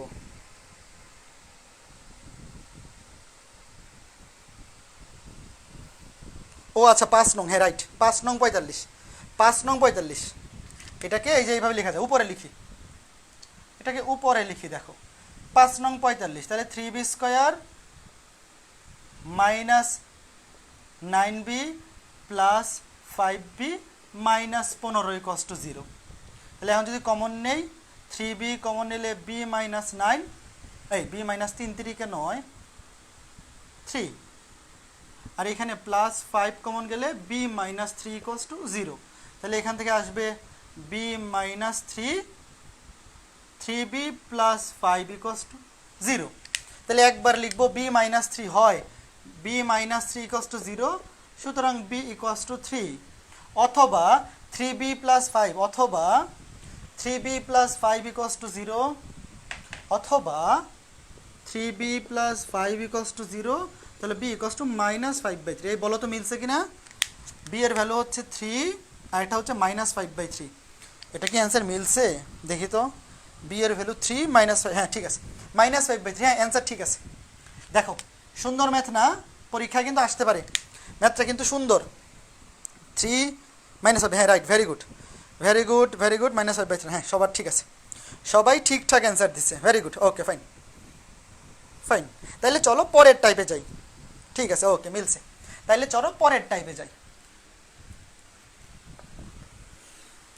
এখন যে টাইপটা দেখাবো খুবই ইম্পর্টেন্ট টাইপ, খুবই সুন্দর ম্যাথ, 3.6 এর খুবই ইম্পর্টেন্ট ম্যাথগুলো দেখাইতেছি, এগুলো পরীক্ষা আসতে পারে। তোমাকে বলছে 2, -1 বিন্দু থেকে 2, -1 বিন্দু থেকে 2, -1 বিন্দু থেকে 3x - 4y + 5, 3x - 4y + 5 = 0। এই রেখার উপর অঙ্কিত লম্বের রেখার উপর অঙ্কিত লম্বের পাদবিন্দুর স্থানাঙ্ক নির্ণয় করো। অঙ্কিত লম্বের পাদবিন্দুর স্থানাঙ্ক নির্ণয় করতে হবে। 2, -1 বিন্দু থেকে 2, -1 বিন্দু থেকে 3x - 4y + 5 = 0 রেখার উপর অঙ্কিত লম্বের পাদবিন্দুর স্থানাঙ্ক। দেখো ম্যাথটা খুবই সোজা এবং খুবই ইম্পর্টেন্ট, সুন্দর ম্যাথ। তো আমরা প্রথমে চিত্রটা আঁকাবো। দেখো ধরো এটা হচ্ছে 2, -1 বিন্দু, এটা হচ্ছে 2, -1 বিন্দু, আর এইটা একটা সরল রেখা। এই যে সরল রেখার দেওয়া আছে 3x - 4y + 5 = 0, এটা হচ্ছে এই সরল রেখার সমীকরণ। তোমাকে বলছে এই বিন্দু থেকে এই রেখার উপর অঙ্কিত লম্বের, তাহলে এই বিন্দু থেকে এই রেখার উপর একটা লম্ব আঁকাইলাম, এই দেখো লম্ব আঁকাইলাম, ধরলাম এটা হচ্ছে পি বিন্দু আর এটা ধরলাম এন, মানে লম্ব হচ্ছে পিএন। তো এখন দেখাইতে বলছে, সরি বাইর করতে বলছে এই বিন্দু থেকে এই রেখার উপর লম্ব আঁকাইলে পাদবিন্দুর স্থানাঙ্ক, এই যে এন বিন্দুর স্থানাঙ্ক বাইর করতে হবে, এই যে এন বিন্দুর স্থানাঙ্ক বাইর করতে হবে। এই পি বিন্দু থেকে এই রেখার উপর লম্ব আঁকাইলে লম্বের পাদবিন্দু মানে এন বিন্দু স্থানাঙ্ক বাইর করতে হবে। এখন প্রথম কথা হচ্ছে দেখো তো পিএন রেখাটা কি? পিএন রেখাটা এই রেখার উপর লম্ব, পিএন রেখাটা এই রেখার উপর লম্ব। তাহলে আমরা আজকে ক্লাসেই প্রথমে শিখলাম যে একটা রেখার লম্ব রেখার সমীকরণ কেমনে বাইর করে। লম্ব রেখার সমীকরণ বাইর করার বুদ্ধি হচ্ছে এক্স এর সহগ, তোমরা লিখো পিএন রেখার সমীকরণ, পিএন রেখার সমীকরণ হবে লম্ব রেখার সমীকরণ, এই যে এই রেখার উপর লম্ব, তাহলে এক্স এর সহগ এবং ওয়াই এর সহগ ইন্টারচেঞ্জ, মাঝখানে চিহ্ন চেঞ্জ এবং ধ্রুবক চেঞ্জ। এই যে দেখো এক্স এর সহগ এবং ওয়াই এর সহগ ইন্টারচেঞ্জ হয়ে গেছে, 3 চলে গেছে 4 এর জায়গায়, 4 চলে আসছে 3 এর জায়গায়, এবং মাঝখানে চিহ্ন আগে ছিল মাইনাস, চেঞ্জ হয়ে গেছে প্লাস। তাহলে আমরা লিখতে পারি, তোমরা এইভাবে লিখবা যে পিএন রেখার সমীকরণ এইটা, কাজ শেষ। কেন? কারণ এই রেখাটা এই রেখার উপর লম্ব, তোমরা আগে এটা লিখতে পারো যে পিএন রেখা হবে এই রেখার উপর লম্ব, তাহলে লম্ব রেখার সমীকরণ। এখন কথা আছে এখানে তো কে এর মান বাইর করতে হবে, লিখতে হবে যা কোন বিন্দুগামী, পিএন রেখা কোন বিন্দুগামী, 2, -1 বিন্দুগামী, কে এর মান বাইর করতে হবে না। তো কে এর মান বাইর করার জন্য তো একটা বিন্দু লাগবে, এই যে রেখার সমীকরণটা লিখলাম এখানে তো কে এর মান বাইর করতে হবে। তোমরা লিখবো যা 2, -1 বিন্দুগামী, তাহলে এক্স এর জায়গায় বসানো যায় 2, 4 দুগুণে 8, ওয়াই এর জায়গায় বসানো যায় -1, তাহলে প্লাসে মাইনাসে -3, প্লাস কে ইকুয়ালস টু 0, সুতরাং K equals to -5, K equals to -5। K এর মান বসাই দিই, দেখো কে এর মান বসাই দিলাম, 4x + 3y - 5, 4x + 3y - 5, 4x + 3y - 5 = 0। তাহলে এখন তো কাজ শেষ, এখন খালি ক্যালকুলেটরে সলভ করে ফেলবা, শেষ। আমরা কি করলাম, আমাদের এই যে এই রেখাটার সমীকরণ দেওয়া আছে এবং পি থেকে এই রেখার উপর লম্ব রেখা পিএন, এই যে পিএন এর সমীকরণ বাইর করলাম, কি বাইর করলাম 4x + 3y - 5 = 0। এটা হচ্ছে পিএন রেখার সমীকরণ, 4x + 3y - 5 = 0। এখন কথা হচ্ছে এখন এন বিন্দুর স্থানাঙ্ক কেমন বাইর করব। এখন তো এন বিন্দুর স্থানাঙ্ক বাইর করা কোনো বিষয়ই না, কেন? কারণ এই দুইটা রেখার ছেদবিন্দুই হচ্ছে এন বিন্দু, এই রেখা এবং এই রেখার ছেদবিন্দুই হচ্ছে এন বিন্দু। কাজে তুমি এই দুইটা রেখা জাস্ট ক্যালকুলেটর দিয়ে কি করে ফেলবা, সলভ করে ফেলবা। এই দুইটা রেখা ক্যালকুলেটর দিয়ে অথবা প্রতিস্থাপন অপনয়ন বজ্রগুণন, তুমি অনেক পদ্ধতি শিখে আসছো, প্রতিস্থাপন অপনয়ন অথবা বজ্রগুণন, যেইভাবে খুশি সলভ করবা। এই দুইটা সরল রেখা রিটেনে আসলে তো তুমি ক্যালকুলেটর দিয়ে সলভ করবে, আর ভর্তি পরীক্ষা যখন এমসিকিউতে আসবে তখন তো প্রতিস্থাপন অথবা অপনয়ন পদ্ধতি বেটার। তাহলে এই যে এই বিন্দুটা স্থানাঙ্ক কী হবে, এই দুইটা সলভ করলে এক্স এর ভ্যালু আর ওয়াই এর ভ্যালু বের হবে। এই দুইটা ইকুয়েশন ক্যালকুলেটর দিয়ে সলভ করলে ভ্যালু কত আসবে, এক্স এর ভ্যালু আসবে 1/5, এক্স এর ভ্যালু আসবে 1/5 আর ওয়াই এর ভ্যালু আসবে 7/5। তাহলে এই বিন্দুটা স্থানাঙ্ক হবে 1/5, 7/5। এই যে অ্যান্সার হচ্ছে এন বিন্দুর স্থানাঙ্ক বা পাদবিন্দুর স্থানাঙ্ক 1/5, 7/5। ঠিক আছে, জাস্ট সিম্পলি ক্যালকুলেটরে বসাই দিলেই হবে, প্যারা নেওয়ার কিছু নাই। এক্স এর ভ্যালু আসবে 1/5, ওয়াই এর ভ্যালু আসবে 7/5। এই বোঝা গেছে? ম্যাথ বুঝতে পারছো? হ্যাঁ, সবাই তো অনেক আগেই করে ফেলছে। ঠিক আছে, এগুলো সুন্দর সুন্দর ম্যাথ না? এই যারা ক্যালকুলেটরে সমীকরণ সলভ করতে পারো না, তোমরা ইউটিউবে সার্চ দিবা, বাংলা লিখে সার্চ দিবা ক্যালকুলেটরের সাহায্যে সমীকরণ সমাধান করার পদ্ধতি, তাইলেই দেখবা ইউটিউবে অনেক ভিডিও চলে আসছে, 1/7, 7/5। Very good. তাহলে এটা শেষ হলো, এটা কিন্তু খুবই ইম্পর্টেন্ট ম্যাথ। এরপরে চলো আরও একটা ম্যাথ করি।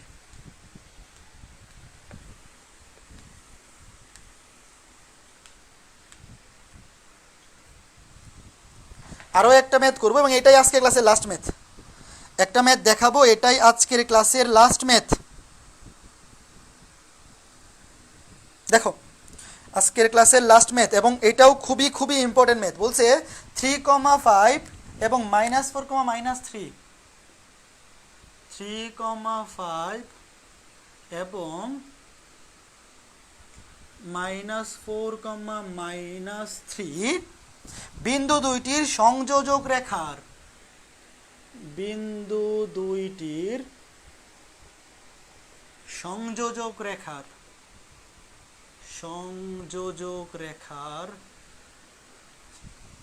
লম্ব দ্বিখণ্ডক রেখার সমীকরণ নির্ণয় করো।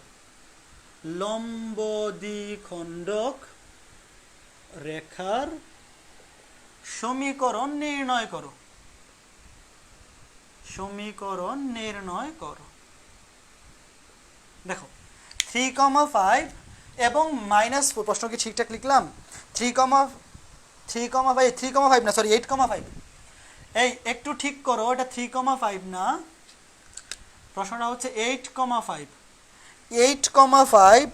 এবং -4, -3 বিন্দু দুইটির সংযোজক রেখার লম্ব দ্বিখণ্ডক রেখার সমীকরণ নির্ণয় করো। ধরো দুইটা বিন্দু, আচ্ছা এখানে একাই, একটা বিন্দু হচ্ছে 8,5, ধরো এ বিন্দুর স্থানাঙ্ক হচ্ছে 8,5 আর বি বিন্দুর স্থানাঙ্ক হচ্ছে -4, -3। তো তোমাকে বলা হয়েছে এই বিন্দু দুইটির সংযোজক রেখার, এই যে এ বিন্দু এবং বি বিন্দু যোগ করলাম মানে সংযোজক রেখা, মানে এ বি সরল রেখার লম্ব দ্বিখণ্ডক, এই যে একটা সরল রেখা লম্ব দ্বিখণ্ডক, ধরলাম লম্ব দ্বিখণ্ডক রেখা হচ্ছে সিডি, লম্ব দ্বিখণ্ডক রেখা সিডি। লম্ব দ্বিখণ্ডক রেখার সমীকরণ বের করতে হবে। এখন লম্ব দ্বিখণ্ডক মানে কি? লম্ব দ্বিখণ্ডক মানে হচ্ছে সিডি রেখা এ বি রেখার উপর লম্ব এবং এ বি রেখার মধ্যবিন্দু দেওয়া যায়, এই বিন্দুটা হচ্ছে এ বি রেখার মধ্যবিন্দু। একটা রেখা বা সিডি রেখাটা এ বি রেখার লম্ব দ্বিখণ্ডক মানে হচ্ছে সিডি রেখা হবে এ বি রেখার উপর লম্ব এবং সে এ বি রেখাটাকে সমদ্বিখণ্ডিত করবে। দ্বিখণ্ডক মানে সমদ্বিখণ্ডক। তাইলে এই যে বিন্দুটা ধরলাম, এই বিন্দুর নাম কি? ধরলাম এই বিন্দুর নাম হচ্ছে ডি। এই বিন্দুটা হবে এ বি রেখার মধ্যবিন্দু। তাইলে ডি বিন্দু হবে এ বি রেখার মধ্যবিন্দু। তাহলে ডি বিন্দুর স্থানাঙ্ক বাইর করি। ডি বিন্দুর স্থানাঙ্ক কেমন বাইর করবো? ভুজ দুইটার গড় মানে x1 + x2/2, 8 ± -4/2, y1 + y2, 5 - 3/2। এই মধ্যবিন্দু স্থানাঙ্ক বাইর করা তো পারো। ভুজ দুইটার গড় 8 - 4/2, 5 - 3/2, এটা কত আসে? তাহলে ডি বিন্দু স্থানাঙ্ক আসবে, এনে আসবে 2, এটা আসবে 2/2 মানে 1। তাহলে ডি বিন্দু স্থানাঙ্ক আসবে 2, 1। ডি বিন্দু স্থানাঙ্ক কত আসবে? 2, এই ডি তো ধরা যাবে না, দেখ ডি বিন্দু তো অলরেডি ধরে ফেলছি, তাহলে এটাকে আবার ডি ধরবো কেন? এটা আরেকটা কিছু ধরি, ধরি এই রেখাটাকে ধরছি সিডি, তাহলে এই বিন্দুটাকে তো আর ডি ধরা যাবে না, এটাকে অন্য কোনো বিন্দু তুমি ই ধরো, পি ধরো, যা খুশি ধরো, কিন্তু একবার যেহেতু অলরেডি তুমি এই ডি ধরে ফেলছো, তো আরেকবার তুমি ডি কেমনে ধরবা? তো ধরলাম এই মধ্যবিন্দুটা হচ্ছে ই বিন্দু, তাহলে ই বিন্দুর স্থানাঙ্ক পেয়ে গেছি কত? 2,1। ই বিন্দুর স্থানাঙ্ক পেয়ে গেছি 2,1। এখন কি করব দেখো, এখন প্রথমে আমরা এ বি রেখার সমীকরণ বাইর করব। প্রথমে আমরা এ বি রেখার সমীকরণটা বাইর করব। লিখলাম এ বি রেখা, এটা মাত্র দুইভাবে করা যায়, সমীকরণ দিয়ে করা যায়, ঢাল দিয়েও করা যায়, বাট আমার কাছে সমীকরণটাই ভালো লাগে। তোমরা চাইলে ঢাল দিয়েও করতে পারো, বইয়ের মধ্যে দেখবে ঢাল দিয়ে করা যায়। ঢাল দিয়ে কেমনে করে, যে এই এ বি রেখার ঢাল বাইর করলা, তারপর সিডি রেখা হচ্ছে এ বি রেখার উপর লম্ব, দুইটা ঢালের গুণফল হবে -1, সেখান থেকে তুমি সিডি রেখার ঢাল বাইর করলা। তো একটা রেখার ঢাল তুমি জানো এবং সে একটা বিন্দুগামী, ঢাল জানো, বিন্দুগামী, একটা বিন্দুগামী, সমীকরণ হচ্ছে y - y1 = m × x - x1। ওইভাবেও করা যায়, বাট আমি কেমনে করি, আমার এটা ভালো লাগে যে এ বি রেখার সমীকরণ আগে বাইর করলাম। এ বি রেখার সমীকরণ কি হবে, মানে যে বিন্দু দুটো দেওয়া আছে সেই রেখাটার সমীকরণ কি হবে, দুইটা বিন্দুগামী রেখার সমীকরণ, এই বিন্দু দেওয়া, এই বিন্দু দেওয়া, x - x1 by x1 - x2, x1 - x2 মাইনাসে মাইনাসে +4 equals to y - y1 divided by y1 মাইনাসে মাইনাসে +y2। দেখো x - x1 divided by x1 - x2, y - y1 divided by y1 - y2, তাহলে কি থাকতেছে, x - 8/12 equals to y - 5/8। Side দিয়ে ভাগ করে দেই, তাহলে এটা থাকবে 3, এটা থাকবে 2, তাহলে 2x - 8 × 2 = 16 equals to 3y - 15, 2x - 3y - 1 equals to 0, 2x - 3y - 1 equals to 0। এইটা হচ্ছে এ বি রেখার সমীকরণ। এ বি রেখার সমীকরণ কি আসছে, 2x - 3y - 1 equals to 0। A B রেখার সমীকরণ, এ বি রেখার সমীকরণ পাইলাম 2x - 3y - 1 equals to 0। এইটা হইল এ বি রেখার সমীকরণ, 2x - 3y - 1 equals to 0। এখন এইটা বের করার পরে আমার টার্গেট তো এটা না, আমার টার্গেট হচ্ছে সিডি রেখার সমীকরণ বাইর করা। আমার টার্গেট হচ্ছে সিডি রেখার সমীকরণ বাইর করা। তাহলে A B Rekha R CD রেখা তো পরস্পর লম্ব, তাহলে সিডি রেখার সমীকরণ হবে এ বি রেখার উপর লম্ব এর রূপরেখার সমীকরণ। সিডি রেখার সমীকরণ হবে এ বি রেখার উপর লম্ব রেখার সমীকরণ। এই যে লম্ব, তাহলে লম্ব রেখার সমীকরণ কেমনে হয়, x এর সহগ এবং y এর সহগ ইন্টারচেঞ্জ, মাঝখানে চিহ্ন চেঞ্জ, +k = 0। দেখো x এর সহগ এবং y এর সহগ ইন্টারচেঞ্জ হয়ে গেছে, 2 চলে গেছে 3 এর জায়গায়, 3 চলে আসছে 2 এর জায়গায়, এবং মাঝখানে মাইনাস চিহ্নটা হয়ে গেছে প্লাস। এটাই আমাদের নির্ণয় সমীকরণ। তবে কে এর মানটা বাইর করতে হবে, এটাই আমাদের নির্ণয় সমীকরণ। তবে কে এর মান তো বাইর করতে হবে। কে এর মান কেমন বাইর করবো, লিখবো যা 2,1 বিন্দুগামী, 2,1 বিন্দুগামী। দেখো সিডি রেখা অবশ্যই ই বিন্দু দিয়ে যায়, যা 2,1 বিন্দুগামী। এই যে দেখো সিডি রেখাটা ই বিন্দু দিয়ে যায়, অবশ্যই ই বিন্দু দিয়ে যায়। তাইলে আমি কে এর মানটা কেমনে বের করবো, যেহেতু এই রেখাটা 2,1 বিন্দু দিয়ে যায়, তাহলে x এর জায়গায় বসাতে পারি 2, 3 × 2 = 6, y এর জায়গায় বসাতে পারি 1, 2 × 1 = 2, +k = 0। সুতরাং k = -8, k = -8। দেখো এই যে দেখো x এর জায়গায় বসেছি 2, y এর জায়গায় 1, 6 - 8। তাইলে এখন আমাদের নির্ণয় রেখার সমীকরণ হবে, এখানে k এর জায়গায় -8 বসাই দিব, 3x + 2y - 8 = 0। এটাই আমাদের নির্ণয় রেখার সমীকরণ, এটাই আমাদের নির্ণয় রেখার সমীকরণ। বলো বুঝছো কিনা, বলো বলো বলো বুঝছো কিনা। সুন্দর না ম্যাথগুলা, কোনো ম্যাথ কঠিন লাগছে, কোনো ম্যাথ খারাপ লাগছে, বলো বলো বলো। এই কোনো ম্যাথ কঠিন লাগছে, কোনো ম্যাথ খারাপ লাগছে, ভাই আরও পড়ান। উজ্জ্বল খান আজকে আর পড়াবো না, কারণ 3.6 অধ্যায়ে আর একটা টাইপ বাকি। 3.6 শোনো, 3.6 খুবই সহজ অধ্যায়। 3.6 আর একটা টাইপ বাকি, সেটা হচ্ছে দুইটা সরল রেখার অন্তর্ভুক্ত কোণের মান নির্ণয়। সেটা আলাদা একটা টাইপ, ওই টাইপের ম্যাথগুলো আগামী ক্লাসে করাবো, ওই টাইপের ম্যাথগুলো আগামী ক্লাসে করাবো। আজকে ওই টাইপটা শুরু করব না। আজকে কি পড়াইলাম, আজকে পড়াইলাম একটা রেখার সমান্তরাল রেখার সমীকরণ নির্ণয়, লম্ব রেখার সমীকরণ নির্ণয়, কখন দুইটা সরল রেখার সমান্তরাল হয়, কখন লম্ব হয়, সমান্তরাল হইলে কে এর মান কত, লম্ব হইলে কে এর মান কত, কখন তিনটা রেখা সমবিন্দু হয়, লম্ব দ্বিখণ্ডকের সমীকরণ বের করা, একটা লম্বের পাদবিন্দুর স্থানাঙ্ক বের করা, এই 3.6 অধ্যায়ের আর একটা টাইপ বাকি, দুইটা রেখার অন্তর্ভুক্ত কোণের মান নির্ণয়, এবং ওইটা টাইপের আরেকটা ম্যাথ। আগামী ক্লাসে ওই টাইপটা খুবই ইম্পর্টেন্ট, 3.6 সবচেয়ে বেশি ইম্পর্টেন্ট টাইপটাই বাকি, এবং আগামী ক্লাসে সেই টাইপটা কভার করব। হোপফুলি আগামী ক্লাসে 3.6 শেষ হবে। হ্যাঁ, আগামী ক্লাসে শেষ হবে, আগামী ক্লাস মানে আগামী সপ্তাহে 3.6 শেষ হবে এবং 3.7 মেবি শুরু করব। ঠিক আছে ভাইয়া, এক্সামে ডিরেক্ট না, রিটার্নে অ্যাপ্লাই করা যাবে। শোনো, রিটার্নে তুমি যদি ডিরেক্ট ক্যালকুলেটর দিয়ে মান বের করে ফেলো, নাম্বার কাটবে না। আমরা ইন্টারমিডিয়েট থাকতে ডিরেক্ট ক্যালকুলেটর দিয়ে ম্যাথ করে আসছি, নাম্বার কাটে নাই স্যাররা। তো তোমরা যদি এরকম যদি থাকে যে কোনো কলেজে স্যার কেটে দেন, সেক্ষেত্রে তোমরা ক্যালকুলেটর দিয়ে না করে প্রতিস্থাপন অথবা অপনয়ন দিয়ে করো, অথবা বজ্রগুণন দিয়ে।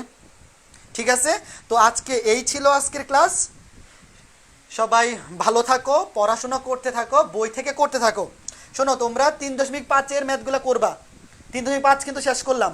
অ্যাটলিস্ট সমস্ত ম্যাথ করতে না পারলেও উদাহরণের সবগুলা ম্যাথ এবং বোর্ড কোয়েশ্চেন, আমি বাড়ির কাজ দিই, উদাহরণের সবগুলো ম্যাথ, 3.5 উদাহরণের সবগুলো ম্যাথ এবং অনলি বোর্ড কোয়েশ্চেনগুলো অ্যাটলিস্ট শেষ করবা। তাইলেও তুমি এনাফ। তুমি শুধু বোর্ড কোয়েশ্চেনগুলো যদি করো তাহলে কনফিডেন্স থাকতে পারো, কনফিডেন্ট হয়ে যাবে যে না, আমি ইন্টারমিডিয়েট পরীক্ষা পারবো।